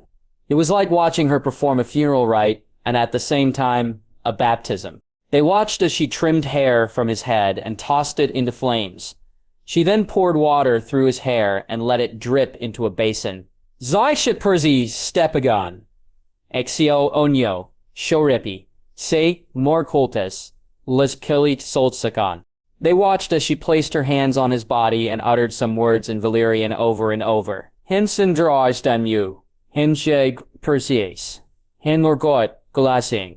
They watched as Jon remained motionless as she tried. "Hinsin draistan you, Hinsheg Perseus, Hin Lorgot Glassing." "Please." But there was nothing. Jon did open his eyes. His body did not move. The flame burned as they had. It had failed. Melisandre looked to Davos for an answer, or giving one that she tried. Tormund had seen enough and left as he had seen. Jon remained as he was. Melisandre and Ed followed him out, but Sir Davos gave one last look at Jon before leaving himself. He closed the door behind him and stood there. There really is no hope left without him. Before he could even take a single step forward, his body had frozen and something greater than a shiver ran down his spine when he heard someone gasping for air in the room he just left. But he was the last one to leave, so the one gasping had to be. He opened the door and walked back inside, watching as Jon's body began to rise. Jon! The cold air stung Jon's lungs as he sat up from the table he was on. Where am I? How did I get here? Jon could hear someone's raspy breaths in the room he was in. He looked over and saw Davos and Ghost. His dire wolf was whimpering and looking as if he was afraid of him. But why? Jon's gaze fell upon his body, and he saw the stab wounds from the knives of the men who betrayed him. He lightly touched one of them, and the instant when he felt the gash, he quickly pulled away. They're real. They killed me. But Jon looked back at Davos and tried to get off the table, but his legs were weak, and he collapsed. Davos removed his cloak and quickly caught Jon before he hit the ground. Easy! Easy! He wrapped Jon in the cloak and helped him sit up on a stool as Melisandre entered the room, looking as shocked as he was. What do you remember? Jon couldn't answer. He was still realizing that he just came back from the dead. His thoughts traced back the blade that stabbed him and its wielder, Sarladser. They stabbed me, he breathed out as he remembered the final blade that killed him. Ollie, he put a knife in my heart. He remembered the pain he felt within himself when Ollie thrusted the steel into his chest. Right now he felt wrong. He couldn't describe how, but he knew he was. I shouldn't be here. The lady brought you back, Davos told him. Jon's gaze turned to Melisandre as she knelt down in front of him. Afterwards, after they stabbed you, after you died, where did you go? What did you see? Jon tried to think of what did happen, but all he could remember was the nothingness felt right before waking up. Nothing. There was nothing at all. I don't know if the Lord gave you your dragon or if they were a gift from the Maester, but this is because of the Lord of Light's power. He let you come back for a reason. She told him, Stannis was not the prince who was promised, but someone has to be. Jon was still trying to come to terms with coming back alive. Prophecy and kings had no importance to him now. Could you give us a moment? Davos asked. Melisandre obliged and left the room. Davos closing the door behind her, he pulled up a chair in front of Jon and sat down. Dragons were born here. That is impossible to believe. And then you were dead and now you're not. That's completely fucking mad, seems to me. I can't imagine how it seems to you. Davos was completely right. Nobody could understand the knowledge of what it's like to die. I did what I thought was right, and I got murdered for it. Now I'm back. Why? I don't know. Maybe we'll never know. What does it matter? You go on, you fight as much as you can, and you clean up as much of their shit as you can. I thought I knew how to do that. I thought I did, but I failed. Good. Now go fail again. It wasn't the most encouraging of words, but it was enough to knock some sense into Jon. Davos helped him dress into some fresh clothes, and walked with him out to the balcony.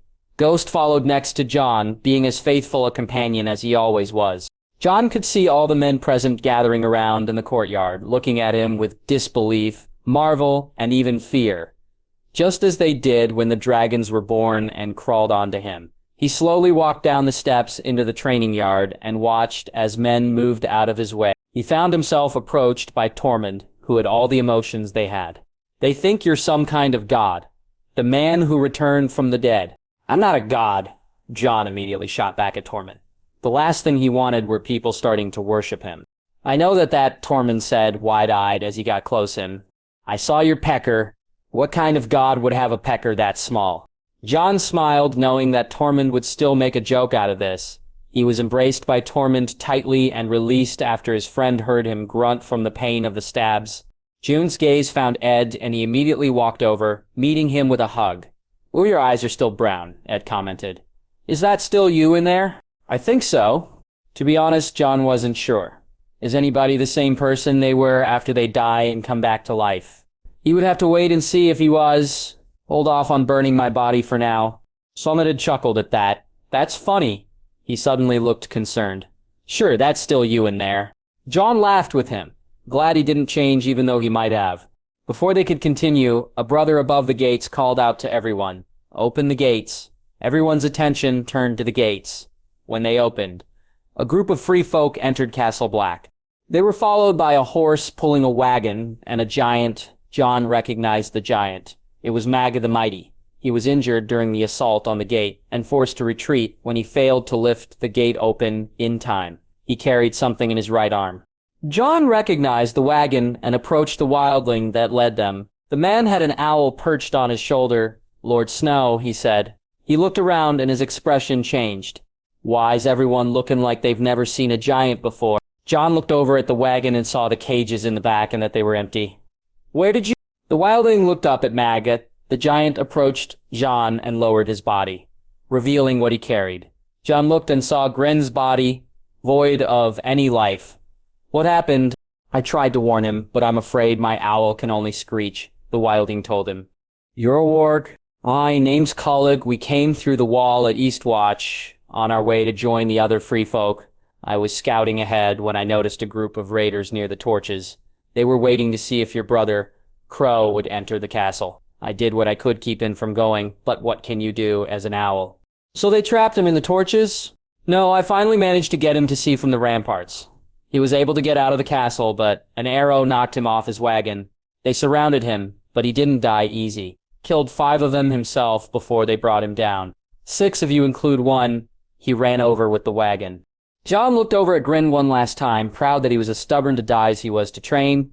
"You have my thanks, but I'm afraid the Night's Watch doesn't have much to offer you." Cullig slapped Jon on the shoulder. "You saved us from what lies beyond the wall. There's nothing else we could ask of you." Jon's spirits were lifted when he heard that, but they dropped when he saw the cages in the wagon were empty. He walked over to them, worried the worst had happened. "What was in them?" Cullig asked. "You didn't see?" Jon asked, desperation clear in his voice. "We stopped the wagon when it went on its own, but whatever was in those cages broke free and got away. I searched for a while with my owl, but I couldn't see nothing in the hills." "Did you look in the skies?" Cullig was puzzled. "You were transporting birds?" "No, something far more dangerous." Jon walked back to Ed. "I guess Grenn will be the one burned today." Ed shook his head, upset that their friend died. "He's one of the best of us to die fighting. I think it dishonorable he has a sheriff hire with mutineers." That reminded Jon he hadn't seen the officers since he awoke. "Where's Thorne? And the others who had a turn at me?" "In the cold cells." "Good. Let's go pay them a visit." Ed cracked a small smirk. "Can't wait to see their faces when he sees you." Jon chuckled, but he wasn't amused. There were 1,000 questions running through his head. He came back to life, but what does that mean for him? When Ed had a right to question if he was who he used to be. Was what happened truly death? They were joined by Sir Davos and Tormund when they went down into the cold cells. Jon stayed in the back and out of sight when they arrived. "Is it time already?" Thorne asked. Jon stepped into view of all of them and watched as all of them were petrified at his living presence. "Tevis," Bowen Marsh stuttered. "This isn't real. It can't be." "No, you were dead for days," Othel Yark exclaimed. "It's not fair. It's not fair," Ollie screamed. Sir Alisar hadn't the words. For the first time, Jon witnessed the look of terror upon Sir Lazar Thorne.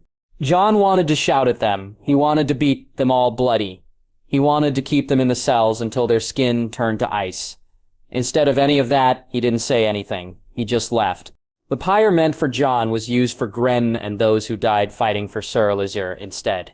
Their bodies were burned before the execution for the mutineers would take place.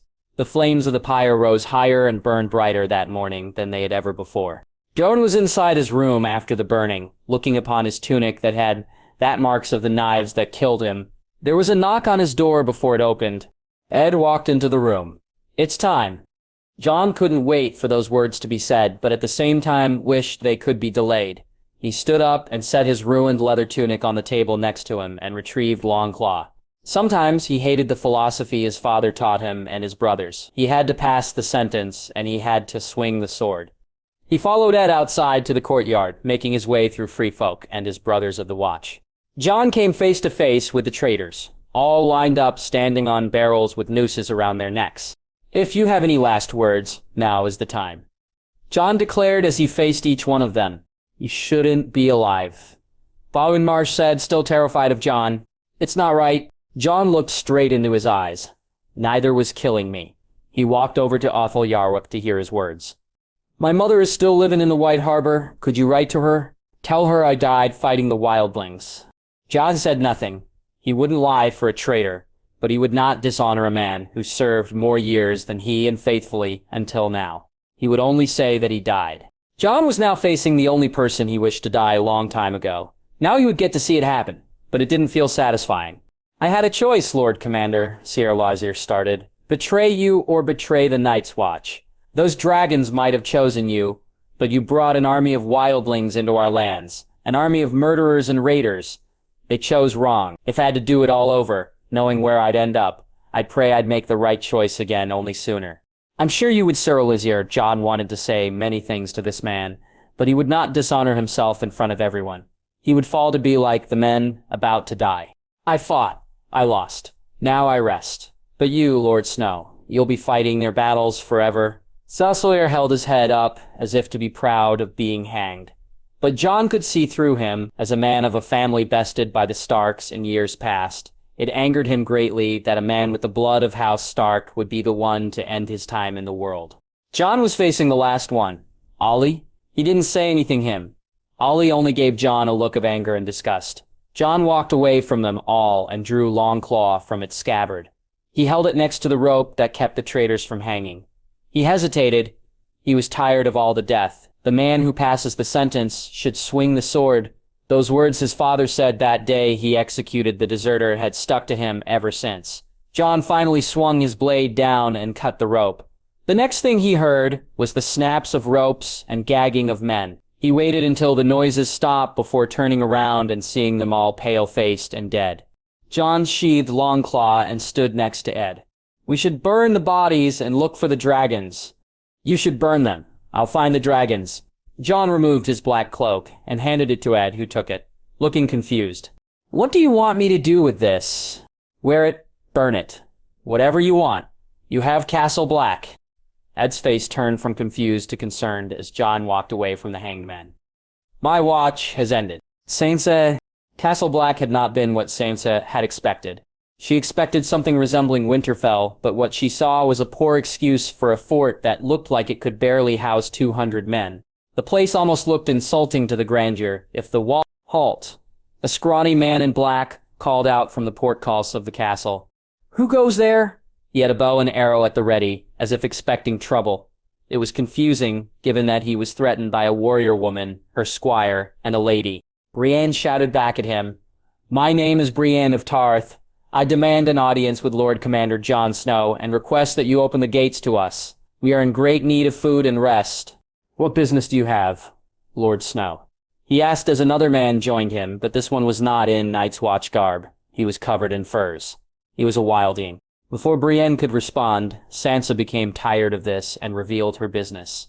He's my brother. I am Sansa Stark of Winterfell. The man above the gate looked at her wide-eyed for a moment, before bringing a horn to his lips and blew into it. Open the gates! The gates opened for them, and they guided their horses forward. The inside of the castle looked worse than the outside. There were signs of repair and maintenance, but it must not have been properly tended to for decades. But the thing that got their attention the most was a giant. It was covered in furs and giant bones for clothes and almost looked more like an animal than a large person. It eyed them and bared his teeth a little. Loxa Kafrok, his voice felt it could shake the ground. Kurefek Rindog, a wildling, shouted up to the giant before turning his attention to Sansa, Bran, and Podrick. It's not good to stare at giants. They's shy folk. And when they's not shy, they's angry. Pound ya right into the ground like a nail. Sansa dismounted her horse and looked around at the men inside. She noticed that the majority of them weren't dressed in black, but they were in furs. Wildlings, what are so many wildlings doing here? And why aren't they attacking us? She noticed a mass of white fur and red eyes among the men, and realized that she was looking at a direwolf. It was relieving to her to see Ghost was still alive among his litter. Grey Wind and Lady met fates they didn't deserve. Ghost was larger than she imagined any of the direwolves to get. He trotted over to and lifted head up to her. "Hello, ghost?" She stroked the fur of his head, but he kept looking at her silently. He definitely deserved his name. Sansa turned around and looked up at some men watching down from a balcony. For a brief moment, thought she was looking at her father, but it was actually Jon, dressed in northern leather armor. He was so different since she last saw him. He looked more of a warrior than the bastard son of a highborn lord. He walked down some steps and slowly approached her. There he was, right in front of her. He was the only family she had seen for years, and probably the only one left alive. She didn't see him as her father's bastard anymore. But her brother, she tightly embraced him, tightly, and he, her. Finally accepting that for the first time in a long time, she was truly with someone who she wanted to be with. She loosened her grip on him and looked at him once again, happy and also still confused that he wasn't in black like the men of the Night's Watch. "Is this really you? We have a lot to talk about." His voice was different as well. It was deeper and stronger with the northern accent. "We do." Jon turned to Brienne and Podrick. "Who are they?" Brienne stepped forward. "My name is Brienne of Tarth. I was sworn to Lady Catelyn Tully before her death. I am now sworn to protect Lady Sansa with my life. And my name is Podrick, my lord, Podrick Payne. I'm her squire. They saved me from the Boltons," Sansa told Jon. Jon nodded and offered his hand to Brienne, who accepted it. "Thank you for protecting her. You all must be hungry." He turned to one of the men wearing black. "See to it that they're fed." "Yes, Lord Commander. I'm not the Lord Common." The man was already gone before Jon could finish. He sighed out in agitation. "What do you mean?" Sansa asked. "I was told that you were the Lord Commander." Jon looked at her nervously. "Let's get you inside. We have a lot to talk about." He led her into his solar and sat her down next to his roaring hearth. Ghost followed them in and laid down next to them. "I'm pretty sure you have as many questions as me. Want to take turns?" Sansa nodded with half a smile. "Why are there wildlings here?" Jon turned into his brooding self as he pulled a chair next to her and sat down next to her. "I let them through the wall to save them from something worse in the north." He paused, trying to think what to say. "Until you entered the gates, did you think giants were just a story?" "Not anymore," Sansa admitted. "I remembered Uncle Benjen telling stories about them once, but I didn't believe him." "Right, neither did I. We thought the things from stories were just that, but we've seen they're not, and it's not just giants. The White Walkers are real too." Before today, Sansa might have laughed at that. It was such a silly thing to say was real, but so were giants. But there was one in the courtyard of the castle. "Are you sure?" "Rancy, and I wasn't wed. I was sold by Petyr Baelish." "Petyr Baelish? Isn't that the name of the man who Uncle Brandon dueled for Lady Catelyn?" Sansa didn't answer immediately, afraid of Jon's reaction. "Theon helped me. He didn't kill Bran and Rickon. He told me he couldn't track them, so he killed 2 farm boys and burned the bodies so no one could tell it wasn't them. It doesn't, believe me, I don't forgive him for what he's done, but I also don't hate him anymore. I feel sorry for him. The man we knew as Theon Greyjoy died a long time ago when Ramsay captured him. He kept calling himself Reek until he saved me from an arrow aimed right at me. Whoever Theon was, it's not who is now. I'm never going to forgive him," Jon hissed. "He didn't expect you to. He doesn't want you to." Sansa was hungry, but wanted to know more first. "Radsay told me we're elected the Lord Commander of the Night's Watch, yet you're not in black." Jon took a deep drink of his ale first. "I fulfilled my vows and was released from the watch." Sansa never knew the vows could be fulfilled. "I thought the vows were for life." He looked at her, the expression he had looked unsure. "It's complicated." "Then uncomplicate it." Jon sighed out before standing up and undoing the straps of his armor. "What are doing?" He paused. "Do you truly believe me about the White Walkers and their army of dead soldiers? As much as I don't want to, I do. And I'd never tell a lie, you know that, right?" "I do!" He hesitated to speak. The words were there, but he wasn't saying them. "When I let the Wildlings through to save them from dead, some of the men didn't like my decision, so they killed me." Sansa heard him, but had to hear it again. "What?" "This is something you won't believe unless you see, and once you do, don't ask me to show you again. The scars still haunt me." He did the last strap, and pulled it off, over his shoulders, and set it aside. He lifted his shirt up just enough to reveal several scars along his body. "I was stabbed by my brothers and left to die in the snow." Sansa gasped when she saw them, almost dropping her bowl. She hadn't seen many scars of battle, but these looked deep. So deep they would kill. She heard him right. She just couldn't believe him. But if her words fumbled in her mouth, she understood why he didn't want her to see them again. The wounds were more unbelievable than White Walkers. Jon dropped his shirt down and hid the scars. I was brought back by a red priestess. A part of me wishes she hadn't. I remember dying. That shouldn't be something anyone has to remember. I don't feel the same as I was. He slipped his armor back on and took another drink of ale. Sansa couldn't fully understand what he meant by feeling the same, and she didn't want to. What was it like? Jon gazed into the fire in front of them. His brooding was getting more constant. I can't describe it. It was that feeling you have right before you realize you're dreaming and wake up. Only you don't dream. You feel trapped. Sansa remained quiet. She could see how much he changed, but he felt the same as he had always been back at Winterfell. Still brooding as always. It made her smile. You're here now, and you're still my brother. Jon looked at her, smiling. She could see the joy he felt when she said that. His eyes fell to the floor, and his smile died. There's something else you should know, but you can't tell anyone outside of Castle Black. One last thing that will sound impossible. What is it? Sansa was curious as to what else could have happened to Jon during his time at Castle Black. Everything so far was just dread and morbid. After I let the free folk through the wall, we had a funeral for our maester. His name was Aemon Targaryen. Aemon Targaryen, the uncle of the Mad King. Sansa's eyes widened. Dragon eggs? I kept them hidden away here. Sansa was not expecting that. Can I see them? Jon shook his head, but he had a smirk about his face. He had us place them on his funeral pyre before we ignited it. When it was reduced to ash, I found 2 baby dragons in what remained. Sansa playfully scoffed at him, but upon looking at him eye to eye, she could tell that he wasn't joking. Seeing giants and scars of death and learning that White Walkers were real was almost overwhelming, but dragons born from ash was taking too unbelievable. You have got to joking.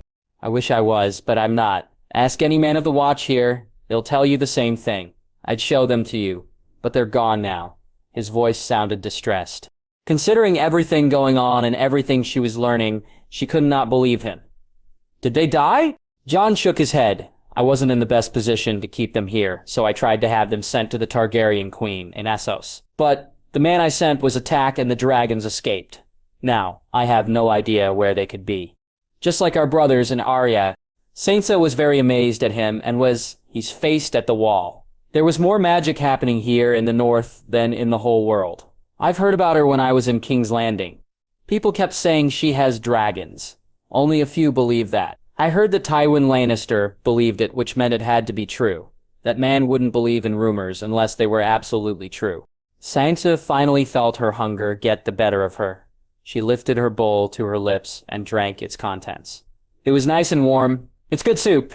She felt the need to change the subject before things become weirder than they already did.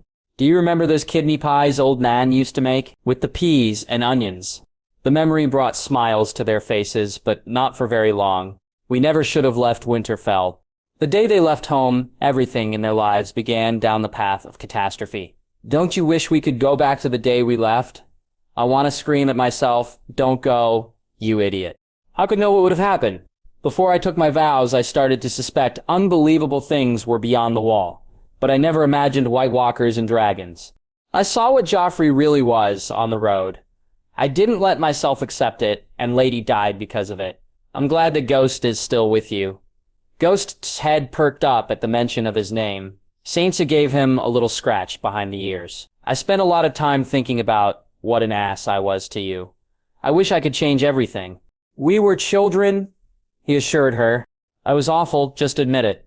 Jon snickered at her. You were occasionally awful. I'm sure I can't have been grateful when I was sulking in the corner while the rest of you played. Can you forgive me? There's nothing to forgive. Forgive me, she playfully demanded. All right, I forgive you. Just hearing that made her glad. She didn't need to ask it, but it made her feel better about it. She reached out her arm for the horn ale Jon had. He gladly gave it to her and watched her take a drink. The moment it entered her mouth, she regretted it. The ale was bitter and sour and caused her to choke on it. This made Jon laugh. She liked hearing him be like this. We can fight the dead, birth dragons, but you'd think after thousands of years the Night's Watch would have learned to make a good ale. She handed the horn back to him. She only now remembered that he was no longer sworn to the Night's Watch, and he had no place at the castle any longer. Where will you go? He looked at her, surprised. I'm going to look for my dragons. And where I'm going, you're coming with me. If I don't watch over you, Father's ghost will come back and murder me. Where will we go? She corrected. The dragons were going to Eastwatch before they escaped capture. But I think we should look west. I can't explain it, but I think they're somewhere in the mountains. And while the Boltons rule do think they'll let us look without any bother, there's only one place we can go. Home. Yin snorted at the idea. What? Should we just tell them to pack up and leave? We'll take it back from them. I have a dire wolf. I don't have an army. How many Wildlings did you save? There had to be more than what was at the castle. They didn't come here to serve me. She stood up from her chair and placed her bowl on a table behind them. They owe you their lives. You think they'll be safe here if Rose Bolton remains Warden of the North? Do you think your dragons will? Sansa? Winterfell is our home. It's ours. And Arya's, and Bran's, and Rickon's, wherever they are. It belongs to our family and we have to fight for it. I'm tired of fighting. Jon stood up and faced her. It's all I've done since I left home. I've killed brothers of the Night's Watch. I've killed wildlings. I've killed men I admire. I hanged a boy younger than Bran. I fought and I lost. I'm tired of leading men to their deaths. Sansa never expected him to be like this. Most boys dream of fighting as soldiers in wars, slaying their enemies. But here is a man who understood the truth about war. There's never glory in it, only death. If we don't take back the North, we'll never be safe. I want you to help me, but I'll do it myself if I have to. There was a moment of silence before Jon broke it. Wherever you go, I'll follow. Jon, the months that passed were spent searching for those who would still hold true to their oaths to House Stark. The Umbers and Karstarks had sworn themselves to the Boltons, and both were great in military strength. Rest of the North had yet to declare sides. Many of them would not join the Bolton, but neither would they support the growing Stark army, solely because they would not fight beside wildlings. For being considered honorable people by Eddard Stark, the Lords of the North were very prideful. The houses that did join for the revolt against the Boltons had lost most of their men at the Red Wedding. They didn't have much, but they had loyalty. There were also more of the free folk coming through the wall. They had been spared being at Hardhome, but had no other choice but to come south. Once they heard of the settlement's fate, upon hearing about the fight against the Bolton and why, they sent the men they could to help. Their encampment was located where Stannis had been before he marched on Winterfell. Ser Davos was wise to choose this place, but much of it felt haunting. There were many remains of the Baratheon army that were left behind because of the Bolton raid. The time was running out. Another storm could hit them like it did Stannis and ruin any chance to march on Winterfell. They had to act soon and strike as hard as they can. Together with Ser Davos and Sansa, Jon strode through the encampment, going over the military strength they had so far. To Jon, things were not looking very well. Their numbers were adding up, but their strength wasn't building enough. What are our current forces? Jon asked. Ghost was silently following behind him. Davos went over the numbers he knew of. 3,000 wildlings, 200 hornwoods, 143 Mazanes. Sansa went over her numbers. 62 Mormonts, 300 survivors of the Red Wedding, and 4 giants. It was clear that both of them were not pleased. It's not what he hoped for, but it's a better chance we might have had if we're careful and smart. We may not have the biggest of armies, but we have some things the Boltons don't. Davos noticed some of the Northmen starting a ruckus with some of the wildlings. Oh, for fuck's sake, he left to go knock some sense into some heads, leaving Jon and Ghost with Sansa. So he's your most trusted advisor now, because he secured 62 men from a 10-year-old? Sansa asked. Jon didn't know where this was coming from. He wasn't listening to her more than he was him. Ser Davos is the one who convinced Melisandre to bring me back. He's the reason I'm standing here talking to you, and he served Stannis for years. Stannis, who lost the Blackwater, who killed his own brother, who lost his head. The army we have is strong, but we still don't have enough. We need more men. There's no time. If we went down to Castle Serwyn, I know that Lord Serwyn would... We sent ravens to dozens of other houses. The men here are the ones who didn't ignore us. We fight with the army we have. Every day Rickon has been imprisoned by Ramsay. I have had to worry if he's still in one piece or turned into another. Theon, every day I'm reminded that the Boltons control the north and my dragons are out there somewhere. If Ramsay found them, he didn't want to imagine what that monster of a man would do to them. I'd rather let the White Walkers kill them when they come. We fight with the men we have. Jon noticed the ruckus had turned into a brawl and Davos couldn't get control. He left Sansa to go assist him. Jon approached the group of men, angry and irritated. Enough. The men stopped fighting when they saw Jon standing before them. What in seven hells is the matter with you lot? They remained silent as if awaiting a grand speech, but Jon wanted an explanation first. Well, the wildling who started the fight spoke up. This southerner called me a murdering pig when I've never even been south of the wall before in my whole life. The soldier who fought him shot back. My brother was butchered by you shits in a raid 2 years ago. You're all nothing but savages and murders. That's enough, Jon shouted at them. I've served for 5 years as a brother of the Night's Watch. I've killed scores of wildlings and seen them kill just many of the men I've fought with. They have killed thousands of us, and we returned by killing just as many of them over the past 8,000 years. He had not only the attention of the men who were brawling, but the men all around him. I brought 12,000 of them from beyond the wall, and I watched as over 100,000 died and stood back up as soldiers to monsters. We all thought to be nothing but stories to frighten children. The free folk have lost friends and family, the same as we have in our own stupid wars. Until those wars are over, we need every possible person fighting to survive. Can you imagine how amused Ramsay Bolton would be if we saw ourselves killing each other? Whatever the conflicts of your fathers are, and their fathers before them. Bury them or else we won't ever find peace, just more desire to kill each other until no one's left. Jon walked away from them, leaving them staring at the ground in shame and embarrassment. He felt frustrated of what he had to deal with. Night came too quickly as Jon stood over the map of the north in the command tent. He was joined by Davos later on. You'll be pleased to know that a battalion of sellswords fighting for House Forrester has arrived, and also men of Houses Reed and Dustin. House Forrester sent mercenaries. Iron Wrath is being rebuilt after the sacking by House Whitehill. They only have about a baker's dozen sworn to them. Sellswords were friends of Lord Roderick's late brother, Asher. They're repaying favors they owe. How many came? The three houses combined sent 578 men. Jon pulled some tokens on the map and joined them with the ones representing his army. Well, now we can say we have more than half of the opposing side. What about the northern mountain clans? We've received word from them. With the losses they suffered in your brother's war, they will not support your claim to Winterfell, but they won't support Ramsay either. Then that's it.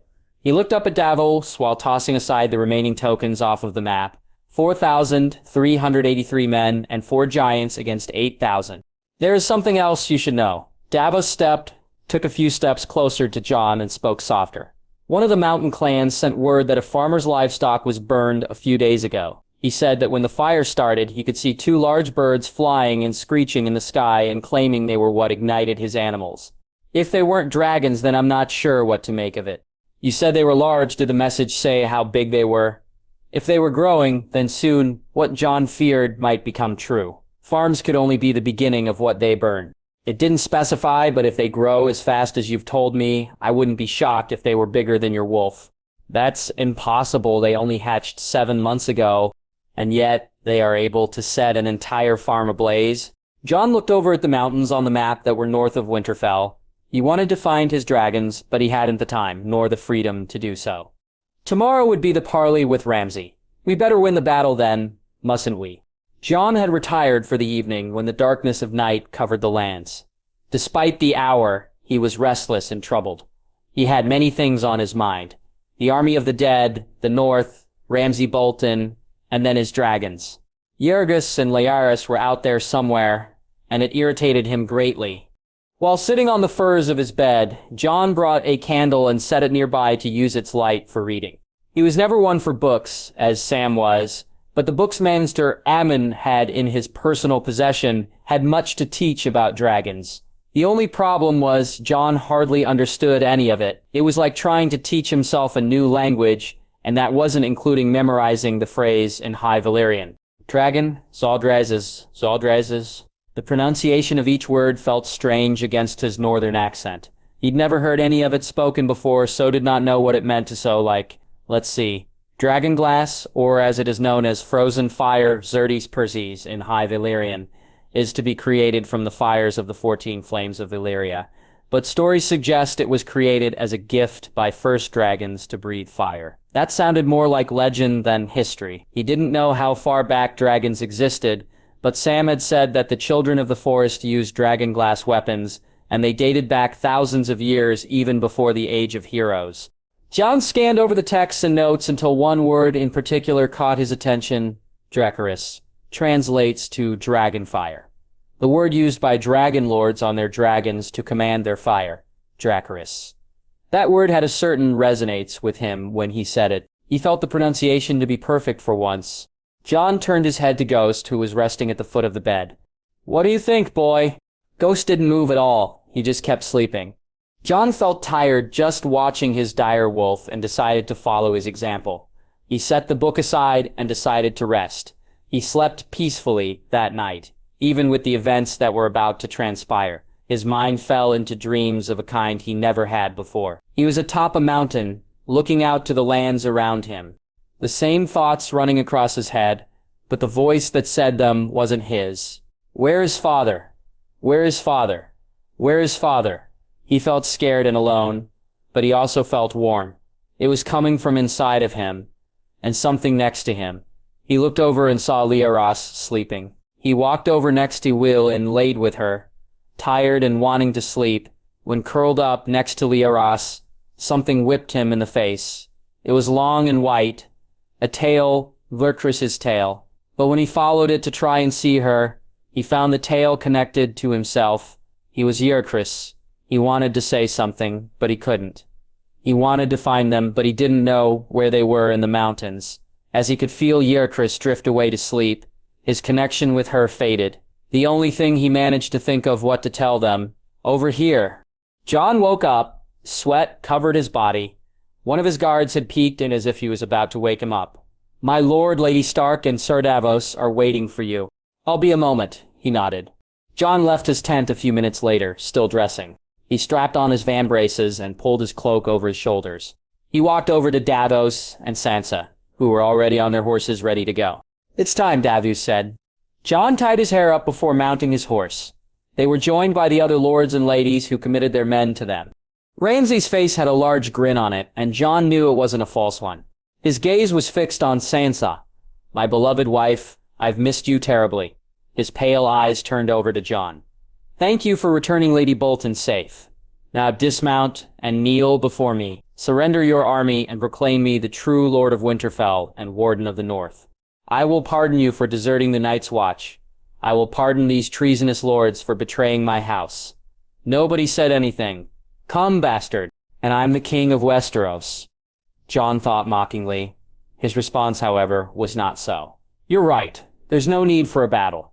Thousands of men don't need to die. Only one of us." Ramsay kept staring at him. His cold eyes felt worse than Melisandre's when she used to give that same look. "Let's end this the old way. You against me." Ramsay chuckled at that. "I keep hearing stories about you, bastard. I've heard you fought against dead men and wildlings aplenty. I've heard you led the battle at Castle Black, the way people talk about you. You're the greatest swordsman who ever walked. Maybe you are that good.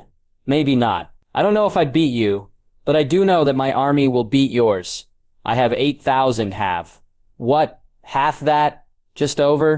Ramsay's face almost grew angry, but he quickly went back to wicked smile. "He's good," he said, pointing furiously at Jon. "Very good. Tell me, will you let your little brother die because you're too proud to surrender?" Sansa finally said something. "How do we know you have him?" Ramsay looked at Small Jon Umber and nodded. Small Jon reached into a satchel on his horse and tossed the head of Shaggy Dog. "Damn it." Jon was filled with rage when the direwolf head rolled towards them but didn't show it. "Now," Ramsay began, "if you want to save your little broth—" "You're going to die tomorrow, Lord Bolton," Sansa spat at him. "Sleep well." She turned her horse and rode away back to their encampment. "She's a fine woman, your sister. I look forward to having her back in my bed. And you're all fine-looking men." My dogs are desperate to meet you. I haven't fed them for 7 days. They're ravenous. I wonder which parts they'll try first. Your eyes. Your balls. We'll find out soon enough. In the morning then, bastard. Lyanna Mormont spoke up from behind. Call him bastard one more time, and when the battle's over, and your dogs are starving, I'll rip your cock off, feed it to them, and let them have their way with you, and your nice bloody twat. Ramsay's smiling cracked again, but he restored it without hesitation. I like you, girl. When this is over, I think I might take a second wife. Ramsay's men turned their horses and galloped for Winterfell. Jon's company turned and began to make their way back to their encampment. Tormund rode up next to Jon. That little girl's got more balls than both our armies. Jon smiled when he noticed. Lady Mormont overheard Tormund and she cracked a tiny grin. He had another dream. It was just like the one he had the night before. Only this time, he wasn't Yak-Rhace, he was Ghost. He was leagues away from the encampment, approaching the foot of a mountain. It wasn't an easy climb, but he eventually made it to the top. The night was clear, and through the eyes of a direwolf, Jon could see more stars than he ever could have possibly imagined. The moon shined with divine light, a light that called to something inside of him. Ghost lifted his head and howled as loud as he could. The sound echoed through the mountains around him, and the sounds of other wolves far away were heard. Through the sound of the howls, a song of the night was heard with something else other than a howl. Though the winds of winter blow, they will never scare the crow. For when the king comes striking down, our steel will break his crown, and then the skies will fill with light. Our brothers have won the fight, and then the one who is lost shall win, and the greatest of ages shall begin. The wolves will howl and the dragons cry. Through fire and ice, we will never die. Jon woke up. First light was approaching. Ghost was asleep at the foot of his bed, but there were traces of snow and dirt lingering in the fur of his legs. Was it just a dream, or was Jon discovering what it meant to be a warg? Jon's focus turned to the noise from outside of other men waking and preparing themselves for was the day. He slept in his armor, which saved him the time to dress. He retrieved Longclaw and strapped it to his waist, and then put on his cloak. Ghost followed him out to where many were getting ready to march to Winterfell. Sansa was there, waiting to see him off. "Jon," she said, "be careful. We've lost too many of our family. I don't want to lose another brother." "I know, I don't want to lose Rickon either. I meant you." It was heartwarming to hear her say. Jon hugged her tightly, and then knelt down to Ghost. "Watch over her, boy." Jon mounted his horse and was joined by Ser Davos and Tormund. He nodded to Ser Davos and announced to all behind him. To Winterfell, a horn blasted and the march to Jon's home began.